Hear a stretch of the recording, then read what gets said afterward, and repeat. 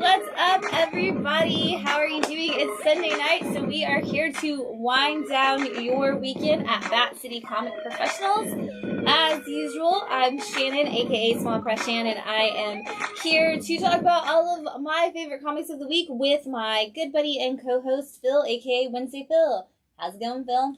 As you said earlier, this has been the week for me. Yeah. I mean, 2022 has already been fantastic, but I assume I can't really say anything until the news portion of the show. Right, we'll talk about it in detail at the news portion, why you're so excited. Yes. So you have to hang out through the entire show to get to the end to figure out why Phil had a good week, because that's what kind of people we are. It's crazy because over the past few months, I keep coming to you and saying, hey, I need to stop doing single issues. Let's work it out of that and into just trades. And now it's like, all right, I guess I'm just going to buy a bunch of single issues and every variant cover and toys. And Oh, yeah, you are so screwed. yeah, I'm going to have to get a second job now. Yeah, you text, that's actually like what you texted me. You were like, hey, did you see the announcement? And I was like, yeah, I shared your post to our page. And you were like, cool, I have to get a second job. And I was like, I know. So if you'll see in the news section, we're going to talk about it. But I'm just saying, if you're a fan of certain highly stoned clerks, you might need to get ready for some comics, because you're going to be buying a lot of comics and toys coming up soon. And I almost bought the Dark Horse wine just for that announcement tonight, and I was like, dang it, I should have gotten it, but I really wanted to try this one. So that said, we are drinking 1924. It's a limited edition bourbon barrel aged double black cab sav. And this is another one of those prohibition-based wines. Says the heart of prohibition and the year of winery first planted vineyards in California. During an era of gangsters and speakeasies, Americans would not be denied their favorite beverages. Daring drinkers sipped wine on the sly and found a loophole allowing doctors to prescribe bourbon. What? In honor of that bold time, two once forbidden favorites come together to inspire our 1924 bourbon barrel-aged cab sav. Crafted with full-bodied cab sav, aged in bourbon barrels, this liberal wine is layered with suggestions of blackberry, fig, and warm spice, with notes reminiscent of bourbon, caramel, brown sugar, and toasted oak. Do you get any of that when you just tasted that? Yes, I definitely do. The caramel stands out a little bit. Maybe blackberry or fig, one of those two. I like this one. I feel like the last time we had a bourbon barrel, or like a whiskey barrel aged one, that I was like, this is really good. It's not as intense of a flavor. Yeah, and I got this specifically for you. I was like, I think Phil liked the bourbon barreled one. Mm-hmm. So I'm going to get this one.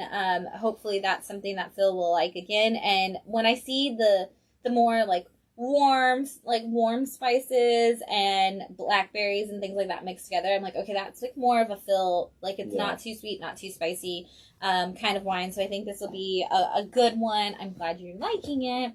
Yes. And yeah, now hearing that it's, caramel and bourbon and all of that, I feel like this would be perfectly paired with some Adventurefuls from the Girl Scouts. Get your sea salt caramel on. So I have heartbreaking news. You ate all of it. I already ate both boxes. So I'm pretty devastated, because I was like, these aren't coming back next year. No. They're not? They're not? Well, I assume no, the new flavors usually stick around. Toast Jays was back this year. They kept Toast Jays, but they didn't keep the other new one that they had last year that I really liked, and I bought several boxes of as well. And now I can't remember. The s'mores one.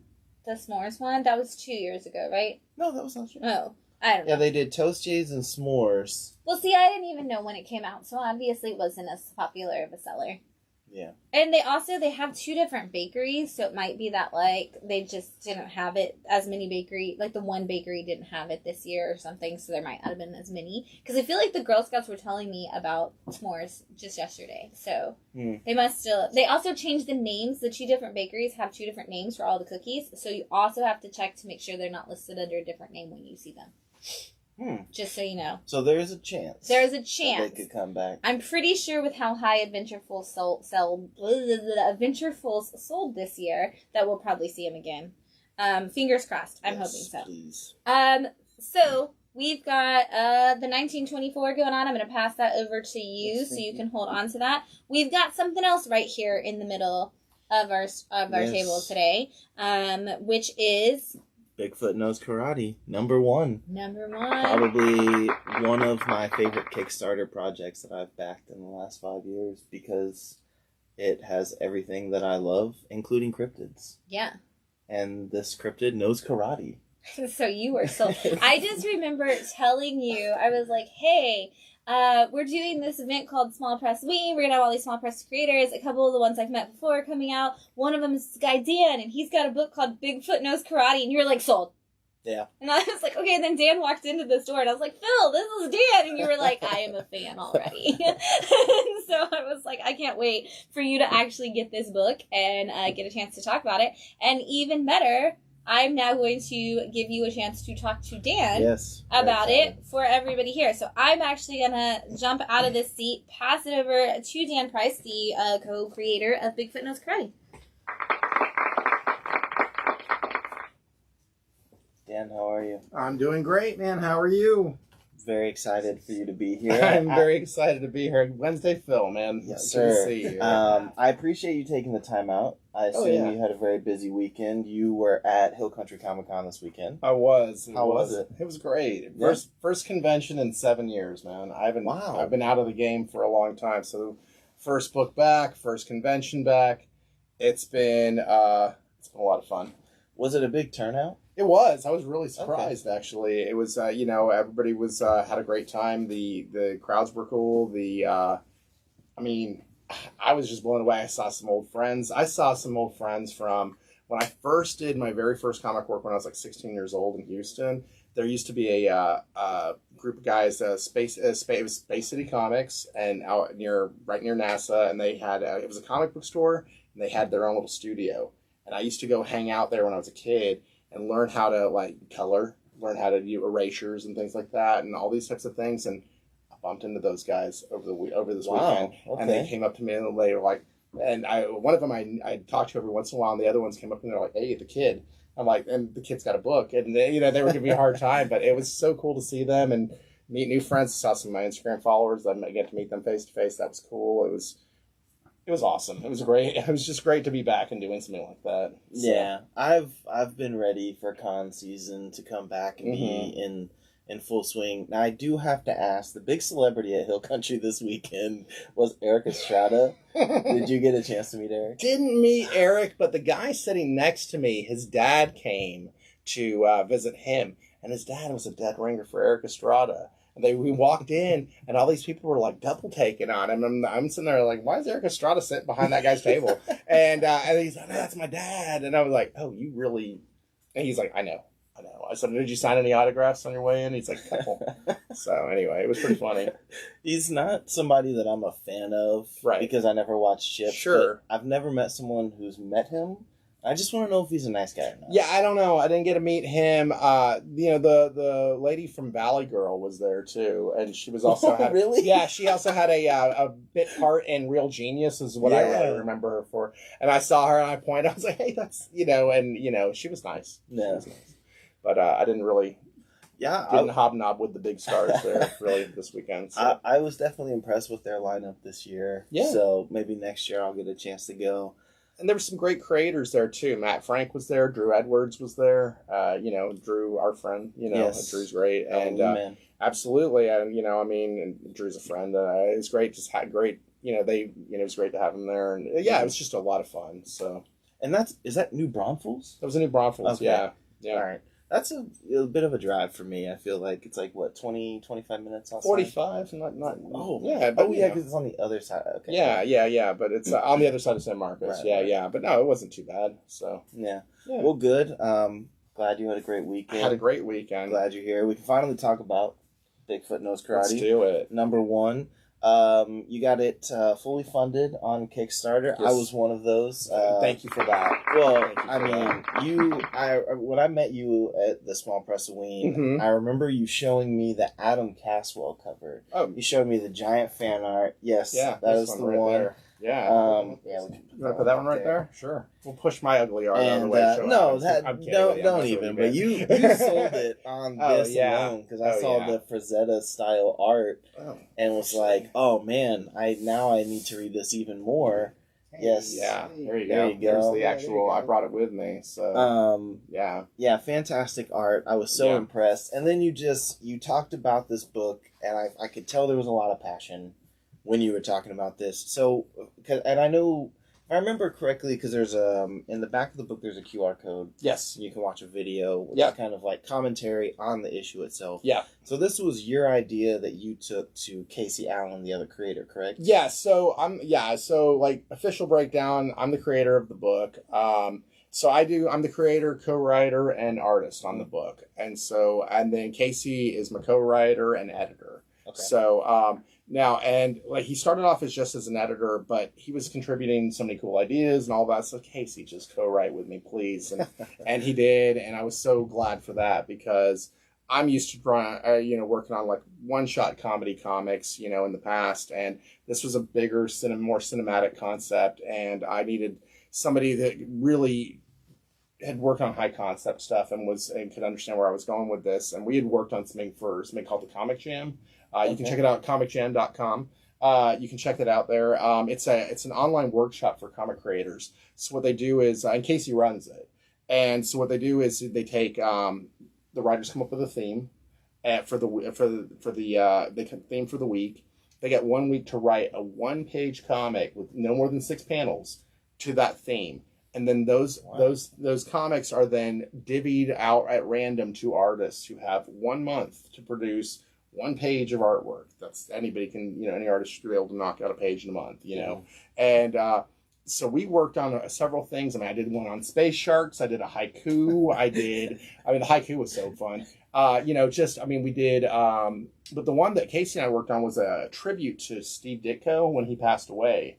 And we jived so well working together on that we just became quick friends. And there was nobody else I could turn to other than Casey for this. Like, he was perfect for it. And he just has a great he has a great mind for ideas. And he has another book called Voodoo Child, which is like a Vietnam era voodoo zombie story that's absolutely insane. Interesting. So, yeah, it's really cool stuff. Okay. So I knew he would be able to wrap his head around this. And he did in spades. And we been working as a team ever since. So you said this was kind of like your first step into like a full-blown comic book. What was it about Bigfoot cryptids? Why this book? This was why this book. Okay, so like my previous books that I worked on in the past, like I said, were all comedies. It was like I did a book called Latex Avenger, and I did another, which I still need to read. Yeah, I'll get you a copy sometime. And then I did another project for Hound Comics called Masters of the Obvious, and then that led to a project for Stan Lee Foundation called Excelsius, and it was the uphill adventures of a boy named Stan Lee. And I did, and all these are actually creator-owned stuff. I actually own the copyright to that too, because of how the contracts were worked out. So I worked on all like comedies. This was originally a comedy. When I originally conceived the idea, that's what it was. But once the art started. I couldn't get it right. And once I started drawing this style of book, here, I'll just flip to a page. Once I started drawing in this kind of style, it was just much more, it was dark. The tone was different, it became the story of this isolated cryptid who lived, who, if you were the only one of your kind and nobody knew you exist, what would that do to your psyche? I can't imagine. And that was a big push, before even the story was together, that was a big push for the story. It's like this isolated cryptid who is like skilled in martial arts, what kind of creature would that be? And it just kind of fell in from there. And but I'm really big on not doing anything that's trite. I don't want to do anything passe. And so doing the cryptid gets, the Bigfoot gets hurt in the woods, and the found by the master who heals him and trains him, and I've seen the Karate Kid, and so what I mean. This needed to be different, This needed to be, and so Casey was the brainchild behind the name Kung Fu Thulu, which is the big bad in the book. You know, yeah. So you got Bigfoot Knows Karate versus Kung Fu Thulu. Yeah, you know, and Bigfoot Knows Karate versus Kung Fu Thulu, and it was, and he's like the big bad for a lot of the book. Yeah, you know, and so he came up with the name, and I the next day I had sketches for him, and we were like off to the races. You know, it was so yeah, it's been cool. It's been real cool. The moment I saw Cthulhu, I was like, oh my gosh, this is exactly what I was hoping this book would be.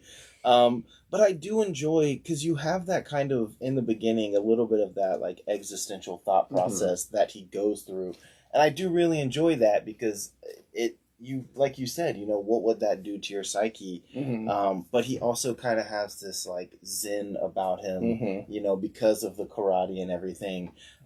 This book was not at all what I was expecting. I'm gonna be entirely honest, because it makes me so happy. Well, you know, in its way, it does. When you read a title like Bigfoot Knows Karate, you're like, oh, this is gonna be a funny kind of Karate Kid-esque thing. Yeah, and I do appreciate that you kind of pushed all that aside. Yeah.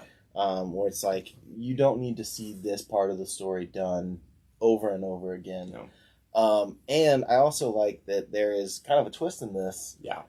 And it immediately makes me think, okay, well, now I need to read issue number 2 because of that. Like, now I have no idea where this story is going, and it makes it even better, because you get to that point and you're like, oh God, now I need to know. Like, this can go in a few different directions, and I'm not quite sure.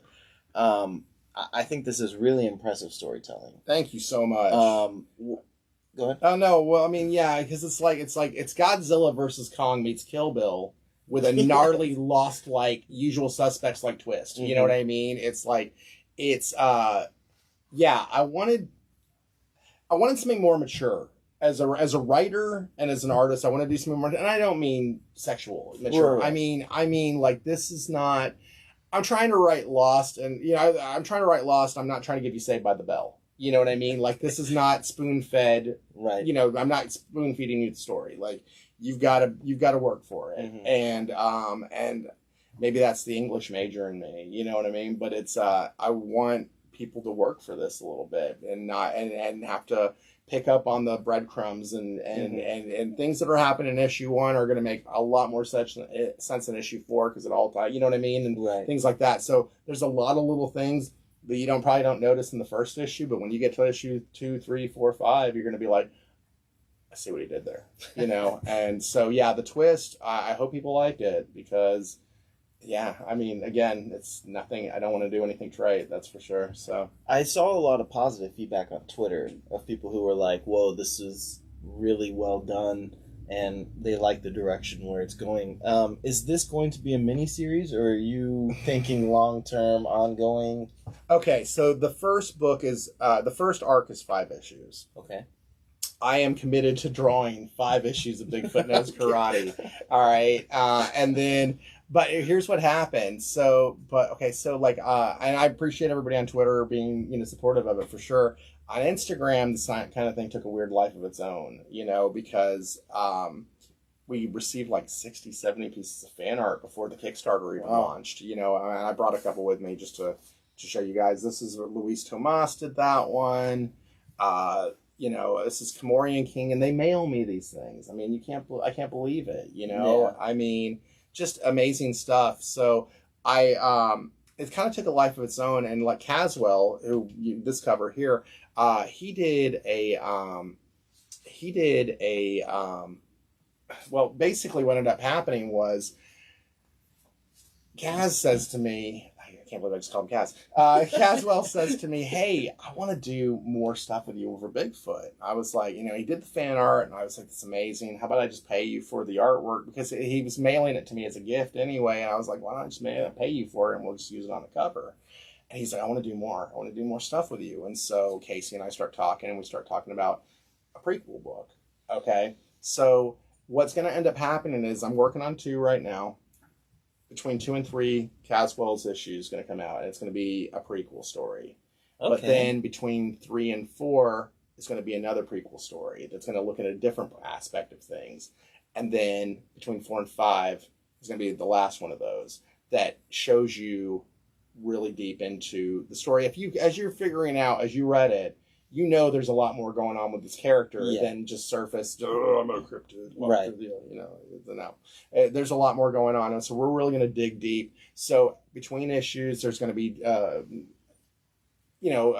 lack of a better word, side stories, prequel stories, whatever you want to call it, that delve closer into Bigfoot and other characters that are into the issue. And, we're having fun on issue 2 right now. I mean, I've got a chupacabra with a shotgun. I got a thermonucleodon that is coming out, in this issue. I mean, you're speaking my language, dude. Oh my God, Casey was laughing at me so hard. He's like, thermonucleodon. I'm like, yeah, we're doing it. And he's like, you gave a shotgun to a chupacabra. I said, I did, and he's such a sport for all that stuff. And he's got some other crazy things he's working on for it. So we're really trying to push the envelope. Sounds like a Top Gun line, but you know what I mean? Like really do some pretty crazy stuff with this book and tell some really cool stories in a direction that you probably weren't expecting, and just try to have fun with it. I mean, I got back and I took a 7-year break from comics. I'm back because it's fun. Mm-hmm. It has to be fun. If it's not fun, it's not worth doing. And I really want to take you guys on a ride with this book.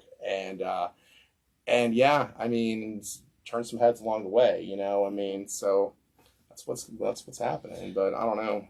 Well, it sounds like this could be the beginning of the Bigfoot universe. I'm hoping so. This will spawn multiple books. Well, to your point, to your question earlier, Phil, he said to me at the end when I said, okay, so 5 books, I'm drawing 5 books. He goes, yeah, but what if we put a little epilogue on on issue 5? Because I got an idea where it's going to take us to 6. And I was like, unbelievable. I'm drawing 5 books. I will write more. I'm good for a one shot from time to time, but I got this mafia noir thing that I want to work on after I'm done with this. God. Oh, dude, I have like 4 or 5 different books that I've like got kicking around ideas for right now. One of them is adapting a play into a comic. It's a mafia story that I'm trying. So anyway, I don't know. So you're saying that once you're done writing and drawing Bigfoot, I can go get some of these artists and I can continue Bigfoot on? Oh no, I'll keep writing. Writing the book. Okay. No, this will happen. But yeah. We've got a question. Louis asked, "Are you looking to add different cryptids to each issue or run?" Cryptids, kaijus. I'm not picky, Louis. I'm not picky. You're gonna, there'll be new and different cryptids showing up throughout the book. We already kind of pilfered Cthulhu, so I figured all bets are off, right? We'll pretty much try anything at this point. So. I'm definitely down. If you just want to throw every cryptid, if you want to get into Universal Monsters, please do it all. Okay, you know what my dream project would be? One of my dream projects would do like an Atomic Age, like an Atomic Age horror movie as a comic book. But I love Universal Monsters and stuff like that. But I really into like old Ed Wood movies that are just so terrible, where they're turning, ants into giant ants or whatever. I mean, I love that stuff. I would love to do something that odd, and go that direction too. But maybe not for this, right. But I mean, yeah, I love all that stuff. But at some point you can definitely, because I'm assuming it seems like this sparked your love for creating comics again. It did. So this could be the beginning of you just going, Cullen Bunn style and just putting out everything. I'm all for it. I mean, I've got this book, and then Drew Edwards and I have a crossover between his Halloween Man character and my Latex Avenger character coming out in 2022, PG-13. And that we had a blast. We co-wrote it. Well, he wrote the script, the story. We scripted it together. He scripted his characters. I scripted my characters. And then Paulo Hernandez, a local Austin artist, is drawing that right now. Okay. And then these are not just creators to me. These are my friends. I mean, right. I've known Drew and Paulo 10 years at this point. And when Drew came to me about this project a couple of years ago, I was like, crazy. I want to do this. And he's like, I want to do this. And you don't want to do this. And he wanted to do it, so we're doing it. And so that book will be out later this year. And then I've got I've definitely got some other things I want to do, but I gotta draw this one before I can, right. Really write on some other things, because I'm more of a writer than I am an artist, really, in comics. More of my time spent as a writer than as an artist in comics. But man, I'm having a blast drawing this thing. I mean, I'm having a blast drawing this thing. It's nuts. So I do think the artwork is great. So I've only seen these two covers. I don't remember seeing either of these. Okay, so this is a cover by Matthew Skillern. Matt is a comic creator out of Indianapolis, actually, and we met over Instagram. We were watching each other's live streams, and we started live streaming together, and just hit it off. And I fell in love with his work, and I was able to get him to do this piece. In fact, I got the here. I'll put that right there for a second. I got the original there because he was kind enough to send me the artwork of that as well, and it's beautiful work. I mean, Matt is an amazing artist. He has a great book if y'all are interested in checking it out. The Freaking Future is incredible. It's called The Freaking Future. It's just this heavy metal like anthology comic. It's absolutely nuts. So and then this last one. This one's cool. I haven't seen this one. Yeah, you haven't seen this one? Okay, this is so this is the regular edition, the regular cover of the deluxe edition. Oh, that's the other thing. So we did regular edition 30-page comic, and then we did a deluxe edition for the Kickstarter as well. And the deluxe edition has the 30-page comic, but it also, this fan art that we got here, I put a 10-page fan art gallery in the back of the deluxe edition because we received, like I said, so much fan art. I mean, it's almost 80 at this point that we received, which is so cool. That's great. And so there's got the 10-page gallery, and then it also has a director's commentary link. So you hit the QR code in the comic, and you can go to like a 2.5-hour director's commentary where we break down the comic page by page. And I got Kat, the High Hill Gamer from the Breakdown podcast, is our host on that. And then Kenrick from Spoiler Country podcast joined us. Me and Casey, and then Dennis Valencia from Slate Comics, the creator of Celestial Night, good friend, jumped in, give us the artistic eye. Mm-hmm. And it was just so much fun. I've wanted to do a director's commentary in a comic book for years, and I've never been able to. Now I figured out how to do it. They don't do director's commentaries anymore because everybody streams everything, and we don't get DVDs anymore. So I'm about a decade late, but we did it. We got there. Well, it's great because I'm the kind of person that I buy DVDs so I can watch the commentary version. Right there. Because I do. I want to hear that stuff. So you have the Drew Edwards book coming out this year. Yep. I assume issue 2 is also going to be a Kickstarter as well? Yes, it will. Okay. It will. Kickstarter treated us good. Mm-hmm. And between Instagram and Kickstarter, it's just it was an awesome, 2021 getting this all together. We raised, I was trying to hit $1,000 goal. We did that in 7 minutes. Thank you, Instagram. Thank you, Instagram. That's the beauty of the Instagram live stream, man. We raised $3,000 in 2.5 hours. I mean, it was nuts. And so I told in $7,000 over $7,000 overall over the month. So Casey said, we're going to double it this time. And if you do, you're getting a tattoo. I said, okay.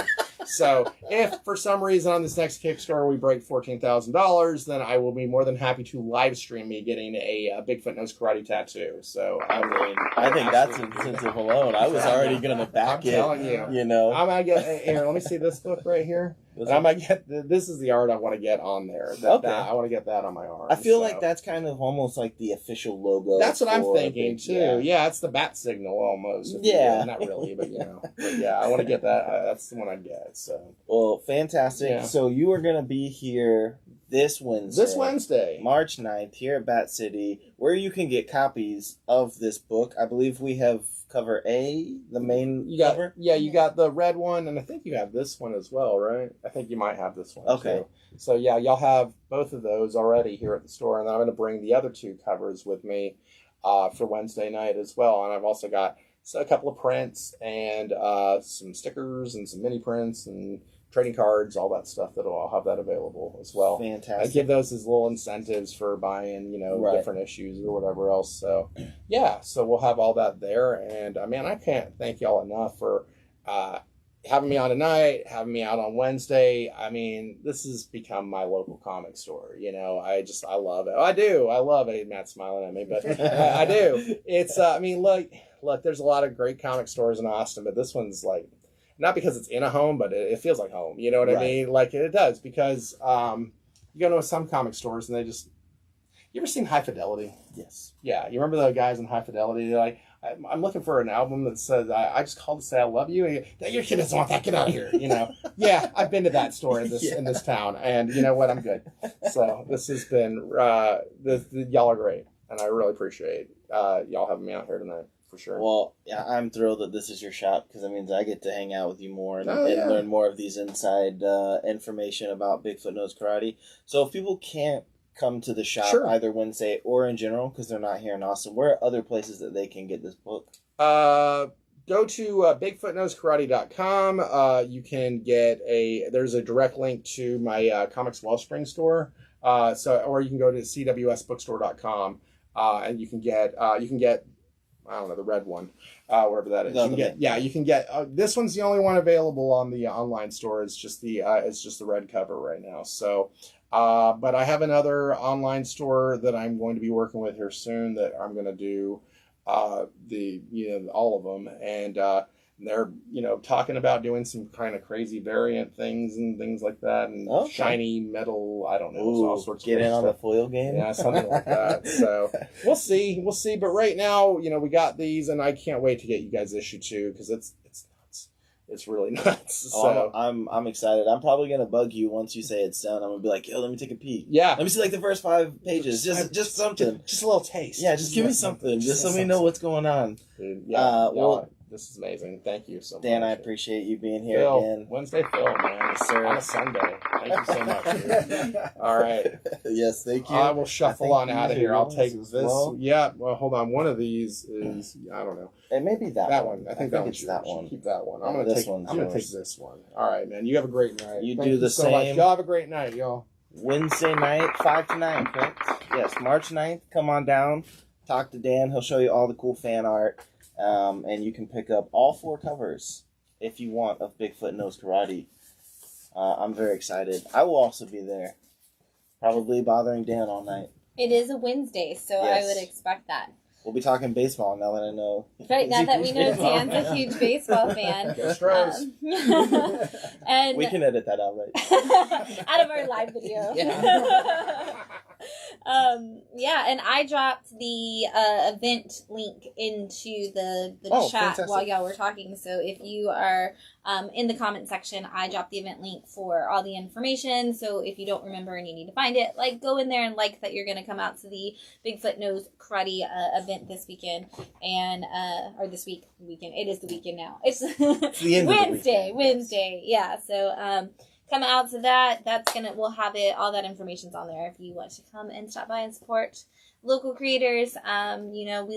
We love our small press and indie books, and absolutely we love to support local creators. So if you haven't picked it up, this is a great time to do it. It's a great time to get it signed and get to meet Dan and talk about some Bigfoot or baseball. Yeah.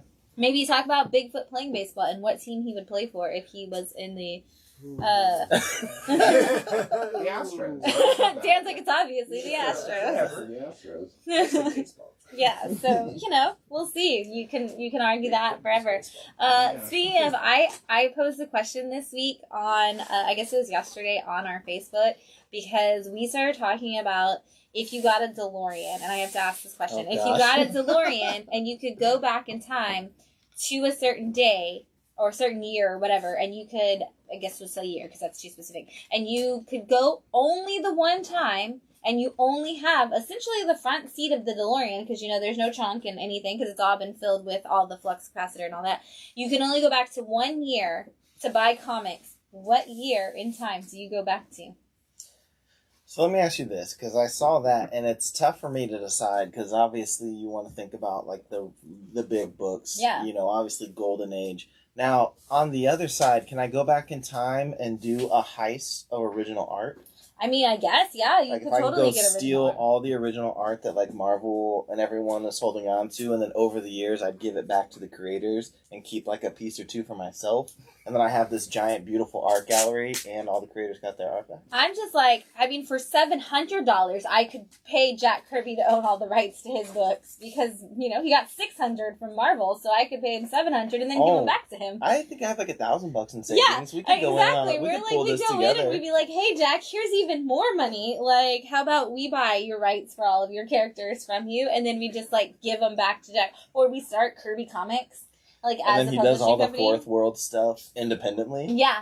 Oh, from Kirby Comics, which is Yeah. our new publishing company that we hired Jack Kirby and kept and bought all his rights for. Well, I'm saying that's what I would go back and do. See, that's what. Yeah, when you immediately posed that, I was like, "There's not a comic book I want. I think I would want like art or something crazier, like get my hands on something that'd be harder to get now." And this was actually Officer Chuck, one of our volunteers, Officer Chuck. This was actually his question, and he got so specific as it went on. He's like, no, but there's only the front seat. You can't even fit really more than like maybe 2 short boxes in the front seat of a DeLorean. And I'm like, how many short boxes have you been fitting in the front seat of your DeLorean? Also, Officer Chuck, you don't fit in the front seat of a DeLorean. Like, he is like a 6'5" man. Yeah. Like, I'm like, you're not gonna fit in there. Thanks again, Dan. Thank you. And so we were like, you're not gonna be able to, like, you know, fit all this stuff. And like, the question then became like, well, yeah, but if you go, you know, because somebody, I think it was one of the people was like, oh, well, I'd go back to the Golden Age because that's where the money is. I was like, but then you don't get an AF-15.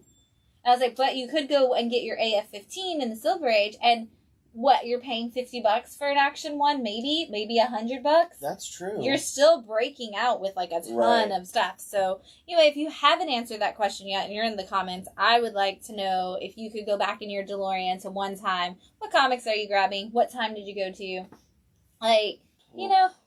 That's tough. Again, I'm taking my money that I would spend on comics and I'm buying Jack Kirby's rights before Marvel does because, you know, and if nothing else, maybe I'll just drive up the price that Marvel ends up offering him. Either way, I'd be like, hey, don't sign it. It's fine, buddy. Let's come over here. Yeah. Like, now we own Captain America together, man. Yeah, I wouldn't. The Captain America stuff, I could do without. It's the Fourth World. Yeah, if you just want to be like, hey, take every idea that you had in Eternals and let's just build this giant cosmic world together. Yeah. You know, just ignore Marvel. You don't need that. Come over here. Come over here. Yeah, and we'll. Yeah, that would be probably what I would go towards instead of like a stack of comics. Yeah, I need to lend you a book. It's called Comics Will Break Your Heart, and it's by, I believe, Hope Larson wrote it. Oh, I could be completely wrong, but it is basically a Romeo and Juliet story. But it's like, what if the granddaughter of Stan Lee and the grandson of Stan Lee and the granddaughter of Jack Kirby met at a comic book store like as teenagers. And didn't know, like, she doesn't know that that's who he is, and they, like, that kind of, like, unfolds, and it's, like, at the time where they're essentially making, like, an Eternals or Fantastic Four movie, and that's, like, kind of what they bond over is, like, the conversation about it, but then they kind of eventually figure out, like, that's who they are, and of course they don't name names, but the book is literally called Comics Will Break Your Heart, and they pay him $600 for his rights. I was like, oh, I wonder who we're talking about in this book. Great YA novel. I thought, like, that book came out, and I was like, this is genius. Like, why has it taken this long for somebody to write this as a YA novel? I don't know, but you gotta borrow it sometime. It's great. We're gonna jump into some hot new titles. It's actually, we're not gonna do near as many as we usually do, but that's because we're probably gonna talk about them way more than we usually do in what's in stock. But we've got some hot new titles, and I'm gonna jump in with Swamp Dogs, House of Crows. This is issue 2 from Black Caravan. And if you know Black Caravan, they are the horror imprint of Scout Comics. And they are honestly really probably what's putting Scout on the map right now. You've got your Phantom Star Killers, your Count Draco, you've got Cherry Blackbird, you've got everything else that Joseph Smokey has written and drawn. But this is... It's the Swamp Dogs, House of Crows. It is a new title. We've had issue 1, and we kind of had a delay before issue 2 because Scout used to not be on an FOC, the final order cutoff. So they only were on the initial order, which is done 2 months out, and they wanted to give people time to actually get people to read it and stuff. This one kind of starts out feeling like a 70s like blaxploitation film in the very beginning. we're actually getting way more depth into the story in this issue too.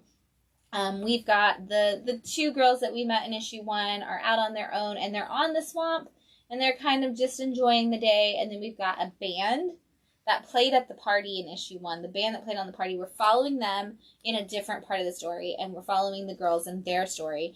And we find some really weird, creepy stuff goes down. Like, the band runs into these kids, and they're like, what's going on, kids? Because the kids are standing there with a cut open gator, and they're like, what's going on? And like, the kids just kind of stare at them creepily, and they're like, where can we find a town? And the kids just are like creepy, and they're like, what's going on with the children of the corn? Like, and then the girls keep seeing all these crazy things happen, and we got a lot of character development. We've got a lot of storytelling development, and we kind of felt like, I don't really know what this book is gonna do, but it's kind of cool, and I want to see where it goes.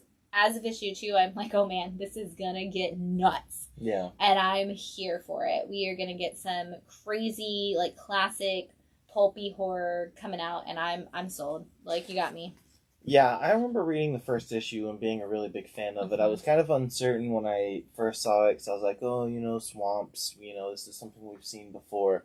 But I like the style. I like the visuals of it. It definitely feels like it's like a period piece in a weird way. Yeah.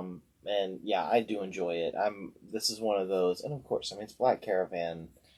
And this is one where the writer of the book actually called our store and was like, hey, I don't know if y'all have heard of Black Caravan. I don't know if you buy Scout comics. Like, and I was like, oh man, are you talking to the right store? He's like, I wanted to call and like tell you a little bit about my book, Swamp Dogs. And we were like, yeah, dude, tell us. We love Black Caravan. We will buy anything Scout puts out. Like, what do you got for us? And just told us all about it. And I was like, I cannot wait for this book. Right. And it's been one of those where I put it on the shelf, and we had like the initial like people like kind of pull in the first day, and then it slowly, like, over time, people were like, hey, I need a new title. Like, I'm kind of digging like this kind of book. And I'm like, Swamp Dogs. And it's just like slowly like starting to get to more and more people. And so when issue 2 came out, I was like, oh guys, there's an issue 2 of Swamp Dogs. And like suddenly there's all these people coming out of the woodworks like, oh man, I loved issue 1. And I'm like, good, I had no idea who it was that loved it. So once again, a reminder, if you pick up an issue 1 off our wall and you love it, make sure you tell us that you want to subscribe to it so we can get you issue 2.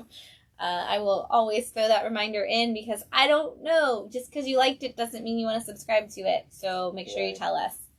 Yeah, I think this is one worth checking out. I think it's going to be a fun series. And we do still have issues 1 and 2, so if you want to jump in, now's the time. Monkey Prince from DC Comics. This is issue 2, Jean Luen Yang, telling a story. This is a new character in the DC universe. He is the Monkey Prince, who is the son of the actual Chinese folklore character, the Monkey King.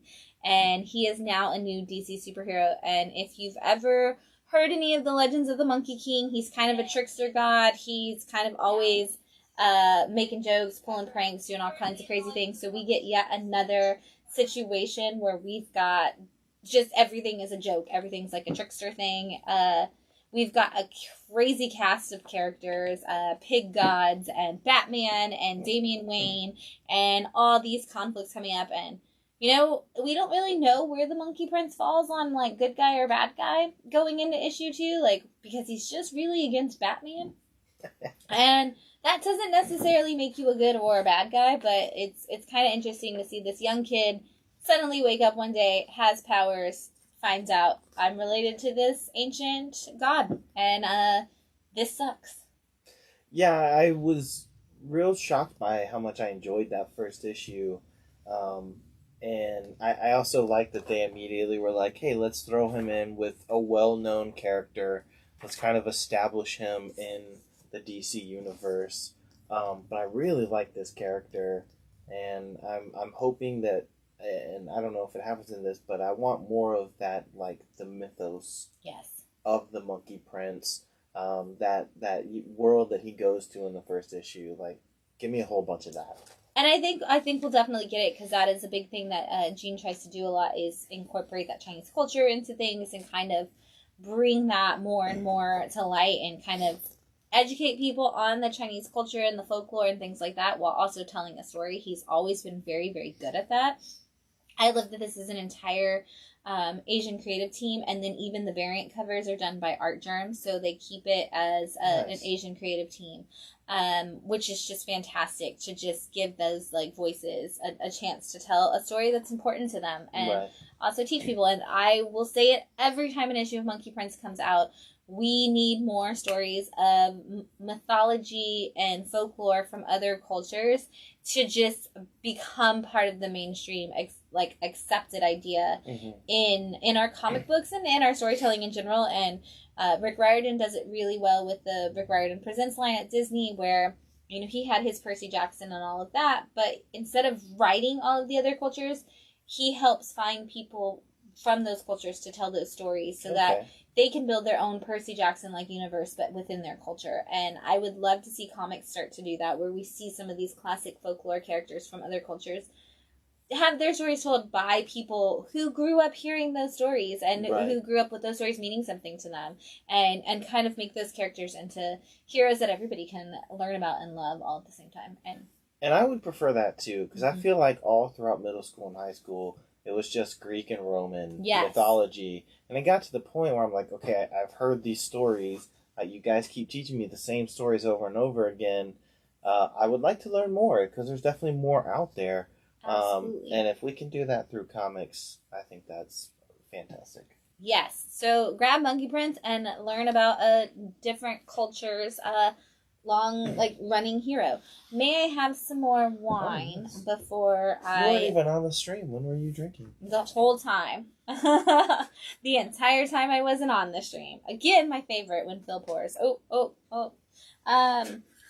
going to move on to Behemoth, issue 3 of Night Janek, which is essentially the last issue of at least this arc of the Night Janek. And Phil, I know this is one of your favorite books, if you want to kind of jump in a little bit on that. Yeah, so this is, like you said, and I didn't know this, because I remember in the last issue at the end it said, to be continued, or to be concluded. Which I was a little shocked by. But, so this is the story of Night Janek, the noble knight, that goes and will basically fight all evil in the land of Fancy Lake, in the kingdom of Fancy Lake. And you kind of have the typical evil prince kind of stepping... Well, he's not the prince. He's the uncle of the king who was slain, and now he's stepping in the role. And in this issue, you kind of get Wild Wild West Act 3. If you saw the wonderful movie Wild Wild West with... Oh my god, I did not make that connection, and that's perfect. That is a great description of what happens. If you know what happens in the third act of that ridiculous movie, then that's what you're going to get here. Castles on legs, and lots of violence. This issue was more violent than I was anticipating for this book, but it's ridiculous, and it wraps up so well for an arc that's only 3 issues long. It really does, and when we read issue 2, we even talked about it on the stream, that we were like, to be concluded, there's no way you can wrap up this story in one more issue, and we were like, oh man, that's gonna suck, because it's gonna be one of those where it doesn't really wrap up well, and you don't really tell the story in one more issue, and then they did. And they made it work, and I was like, wow, it didn't feel like too much, it didn't feel like too little. That was a perfect ending to this story, and yet still completely open enough that if you want to do another arc with any of the characters, you can. Right. And I absolutely love that, and I can't wait to see if they do. I hope that the sales for Night Janek were good enough that we're going to see that additional arc, because it was definitely a great new character that needs some more. Right, and 2, this was kind of the first issue where you really get to see Janek be a badass. Yeah. Because there was kind of all this hype about him in the first 2 issues, and you really only got to see a little bit, the bar fight and stuff like that, but it was nothing to this extreme, and he totally becomes awesome. He fights an Iron Man-esque suit in this. I mean, this book really gets crazy Yeah. and absurd, and you're kind of trying to figure out how this book made it to this point in only 3 issues. But I love this book. This was probably one that almost made it into picks of the week. Yeah. But since we were, cutting it down on time a little bit, I was like, I'll save this. But this is a fantastic book, and it's Behemoth. I've reached the point where I'll pretty much read anything that Behemoth puts on the shelf at this point. It was Heavy Metal Drummer that did it for you, wasn't it? It was. It was like the major selling point, but it's great because when I tell people about Behemoth, I'm obviously going to put Heavy Metal Drummer in their face, and they're like, oh, this is fantastic. And I'm like, oh, well, don't worry, because Behemoth also has other great titles. Right. Trent. Yes. From Quad. Oh my God. Read about Ghost Exorcist Trent. It has been, the last month of Behemoth has just been phenomenally well done. Yeah. Like, congratulations, Behemoth. You went from, an obscure, like, oh, who is this? We don't really know, but we're going to check out some of their books, to like, hey, Behemoth has another book this week. Oh my God. Like, I can't wait to read it. I'm going to put it on top of my stack.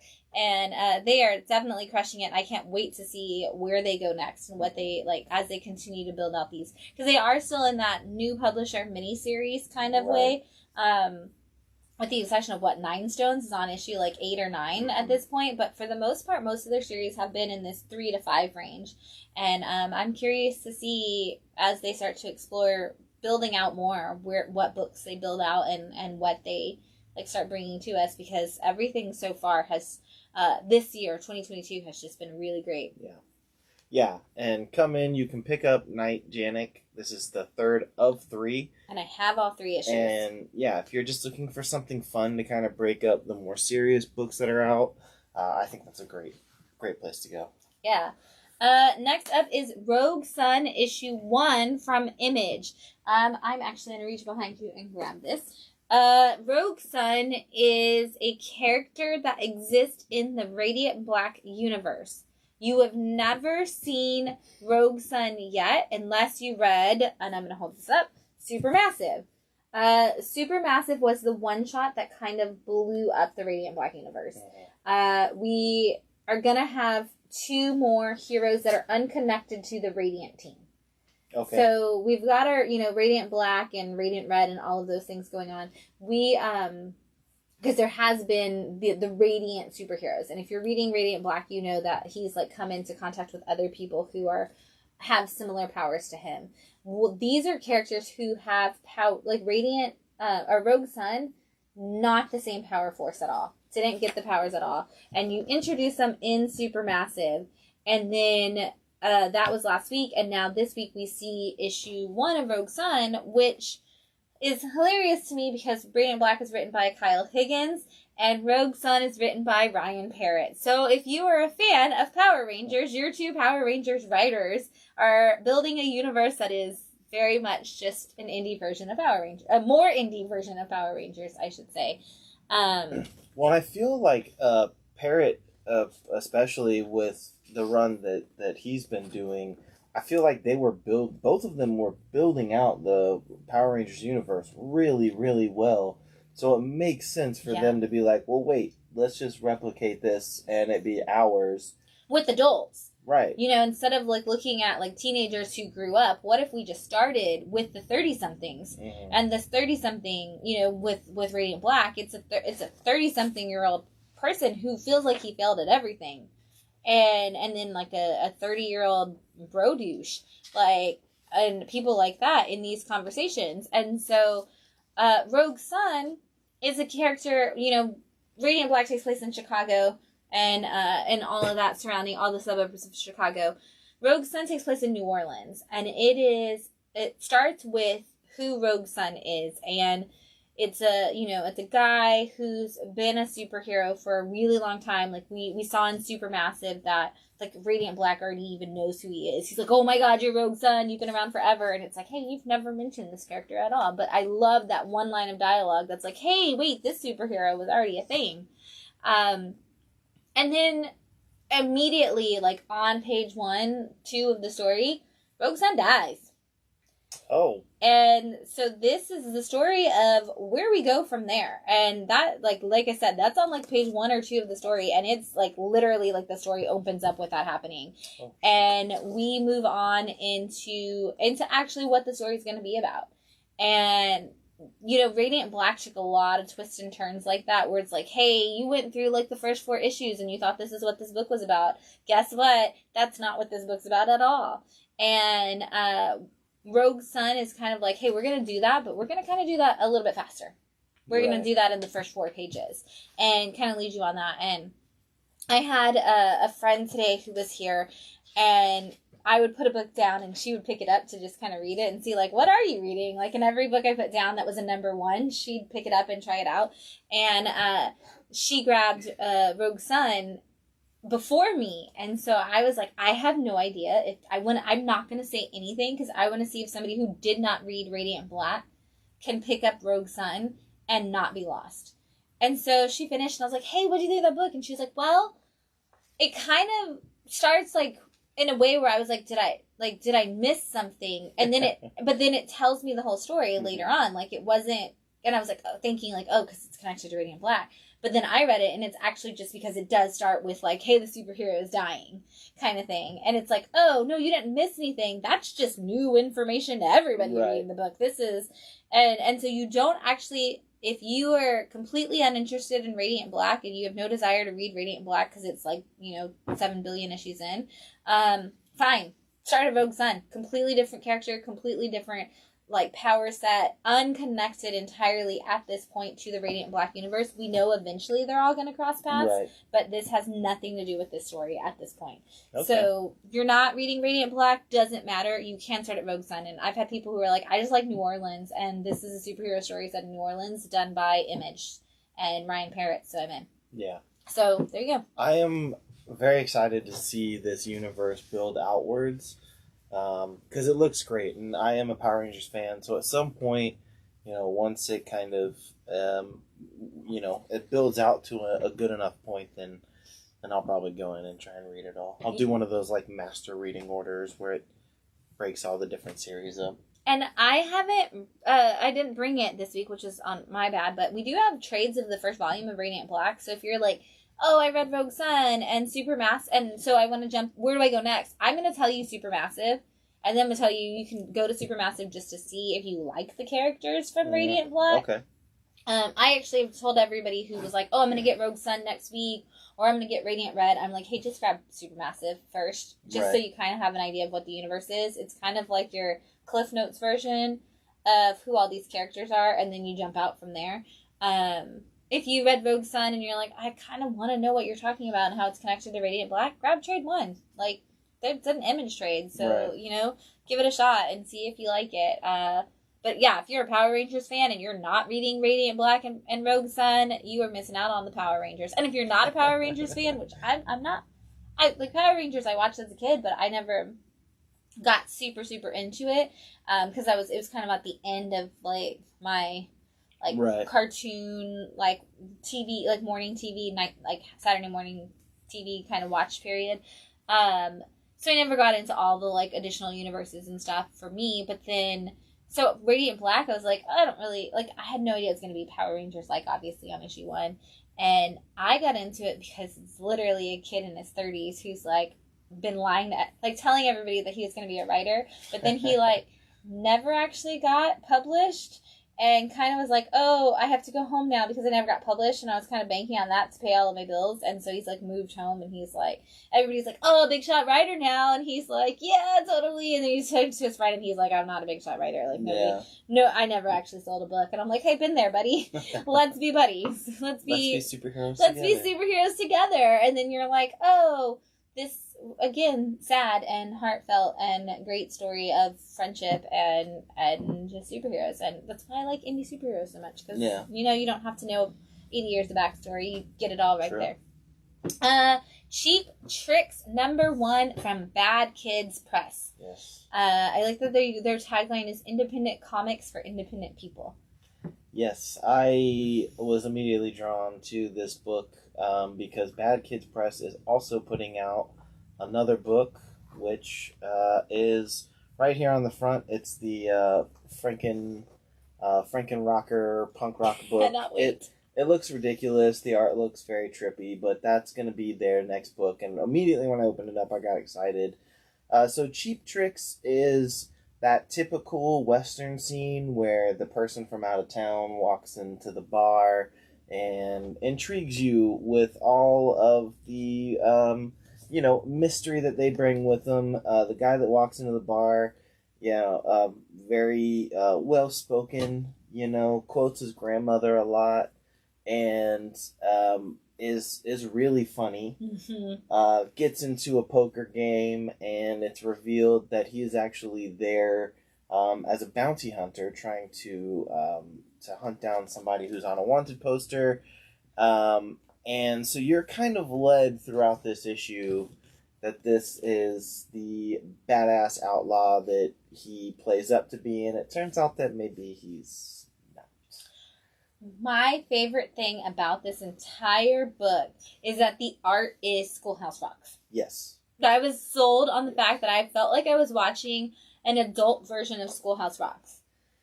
And I was like, man, I love this art. It is ridiculous. And it's great because the zoom-ins on their faces, Yes. just highlight, the weird dynamics of who they are. And I love, the grandmother actually kind of reminds me of Grammy from Gummy Bears, who's Okay. Madame Mim from The Sword and the Stone. She's Mhm. the old lady, the crazy eccentric old lady, but also I told you if you didn't listen to me, this is what was gonna happen. Right. I told you, and then she's just all right, now I gotta kill everybody. And you're like, what? Granny, what are you doing? Yeah. Which also kind of reminds me of my grandma at the same time. I can see my granny being well, guess I gotta just kill everybody because you messed up. And Yeah. I'm I like this granny. She's gonna be a great character as this story goes on. Yeah, the characters in this are great. They also do one of my favorite cinematic things with the finger guns. I think that I remember seeing that in the Losers movie. Yes. There's a scene with Chris Evans that's so fantastic. And then like you said, the granny in the end, she's just not even asking questions. She's shooting people without really even talking things over. Yeah. So it's kind of like one of those gangs of outlaws that are kind of not the best at what they do. That's wonderful. And it's great because now they're going to be on the run. And in the issues moving forward, we're going to get to see kind of this dynamic with Mm-hmm. these three characters, this gang. It's two older women and then this kind of goofy third guy who, again, the whole time I was reading this, I was like, oh, he's a total badass. And then it gets to the end, and you're like, oh, maybe you're... And he kind of, I really feel like Jack McBair should voice him in an Yes. animated version. Yes. If you watched Wreck-It Ralph, Mhm. he was Fix-It Felix, or more importantly, if you watch 30 Rock, he is the intern on there, Kenneth. and Kenneth the intern, and he definitely is the voice of this character in my head. As I was reading it, I was like, oh, this is just I thought you had everything under control, but you're just Kenneth in the end. Yes. And I am Yeah. so here for a Western starring Kenneth from Yes. 30 Rock, and you were going to get it with this book, and you need to just check it out. I'm so excited. Yeah, I had a really good time. This was the first book I picked up this week, and it's a ton of fun, and I think it's going to get even crazier as we go along. Mm-hmm. Yeah. And you're going to get just really great characters. We have a new title from Scoot this week. Did you get to read it? I did. Oh my god. Juniper, issue 1, and because it is Scoot title, it'll probably go directly to graphic novel. I can't remember if it says at the end. I don't remember If it did or not. Usually Scoot titles go issue 1 and then they go to graphic novel. Yes. Read the rest of the story in the non-stop graphic novel. Yes. It'll be out this year, though. Yes. And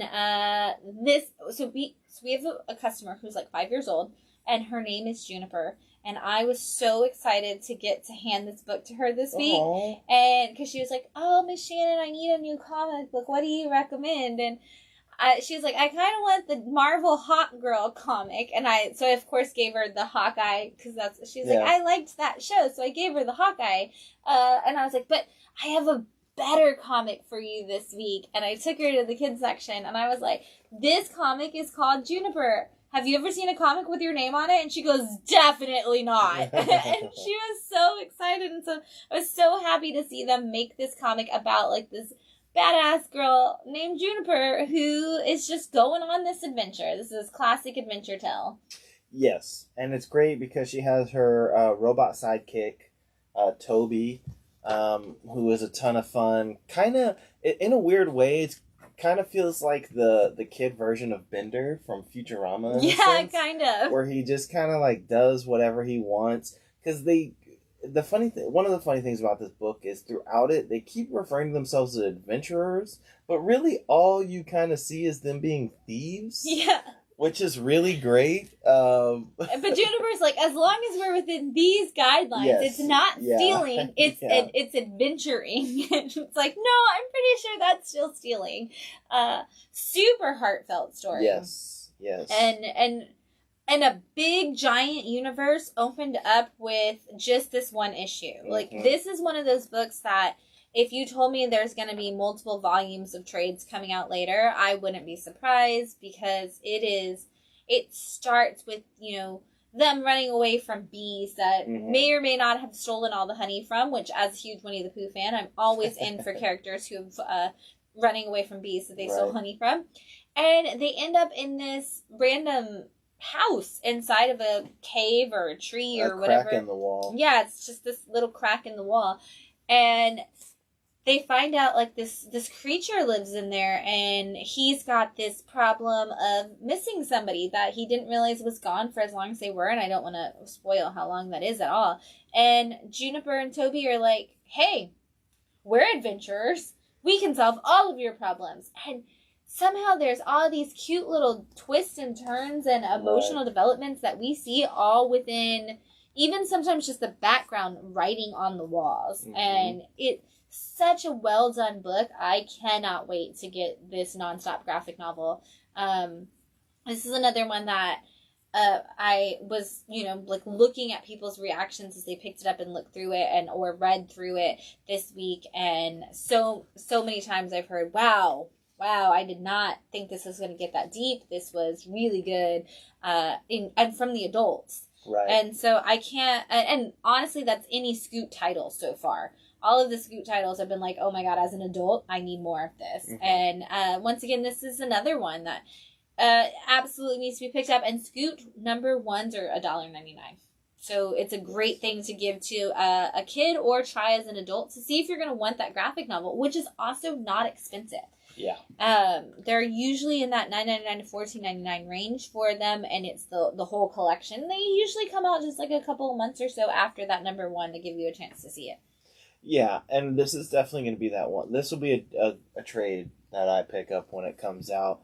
Because, kind of like you were saying with the world building, this kind of gave me, like, Bone vibes a little. Yes. Where it's like, I remember when I started reading Bone, and everyone was like, oh, it's one of the best comics, but it's a kid's book, but it's one of the best comics, and you read it and you're like, oh, whoa, the world building and these characters, like, I already want, like, a Toby t-shirt. Yeah. Oh my god, yes. He is such a fantastic sidekick character, and some of the characters, like the plant that they introduce in this, like, he's so cool looking. Everything looks really great. The art is fantastic. I mean, this is not, like, it has that kid feel to it, but it feels like it's drawn like an adult title. Yes. In the sense of, like, how well done it is. Yes, absolutely.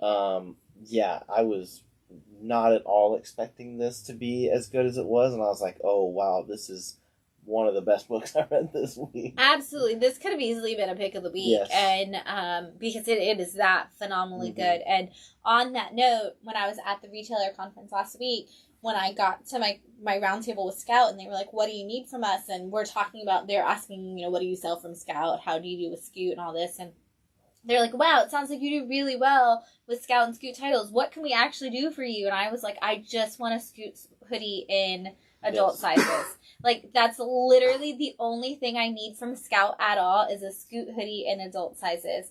And so I'm working on it. I want one. I want a Scoot hoodie because I just absolutely love this imprint so much. Well, now I want a Toby t-shirt. So on top of the hoodie... Right, now you also have to make Toby t-shirts. Or if you don't want to take the time to make the Toby t-shirt, make a Toby stand. And that he can hold the book. Or a Toby plushie.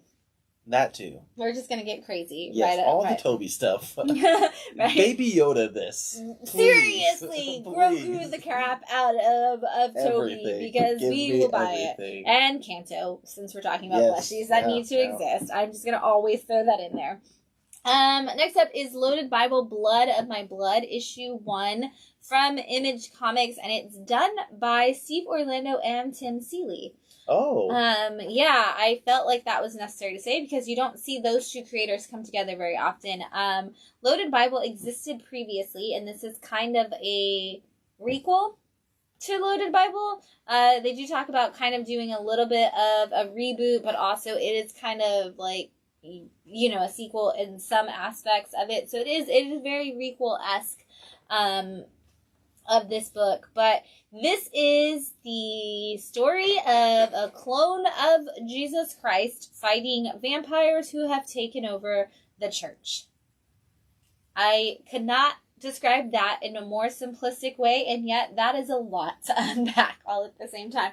And so it's not even Jesus. It's the clone of Jesus. And I actually didn't.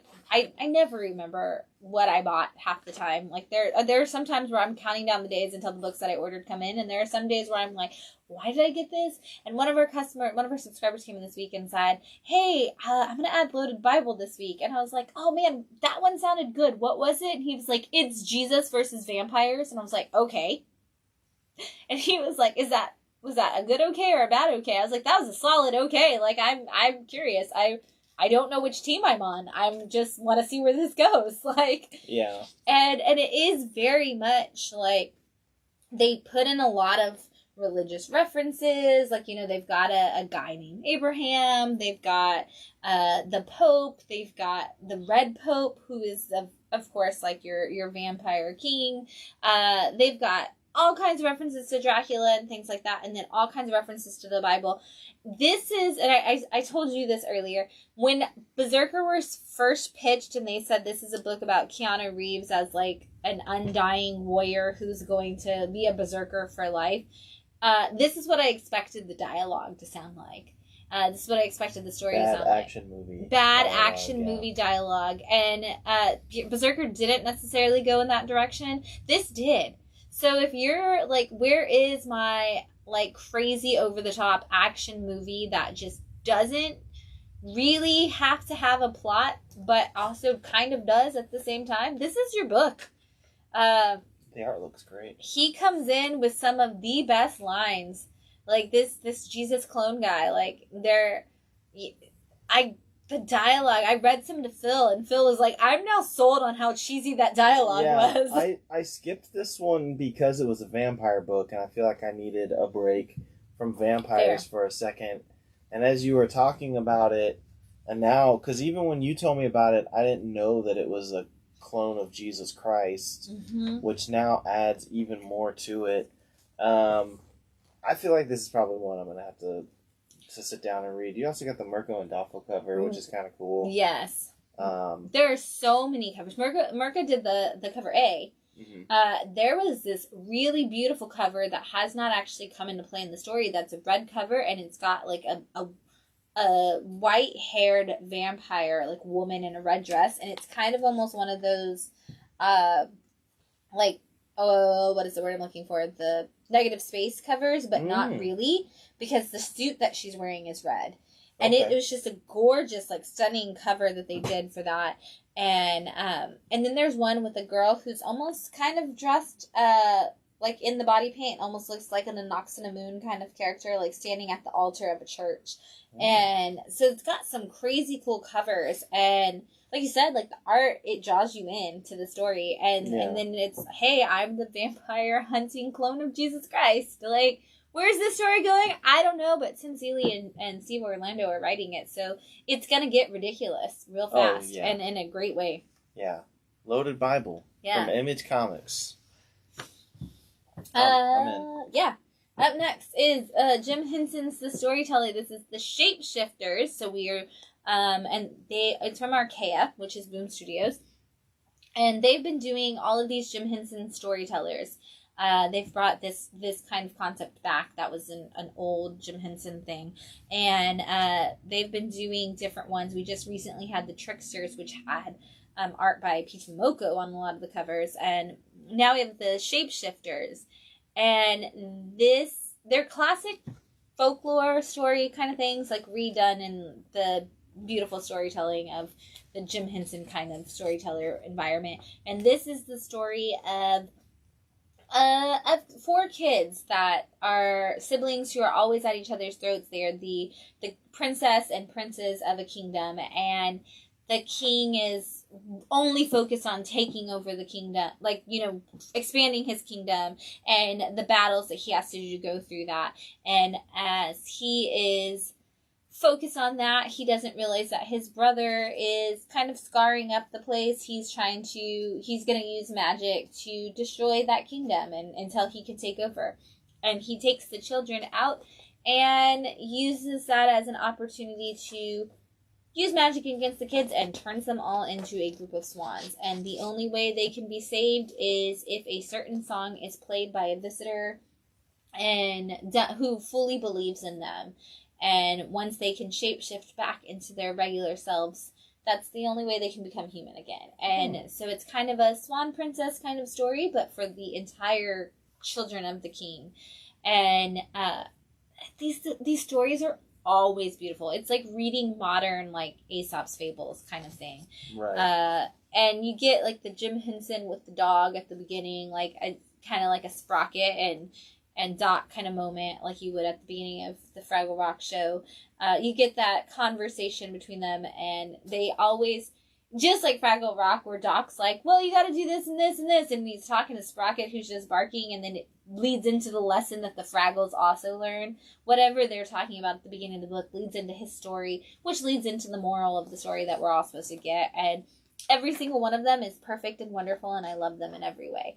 And this one's no exception to that. This is just absolutely great storytelling as all times.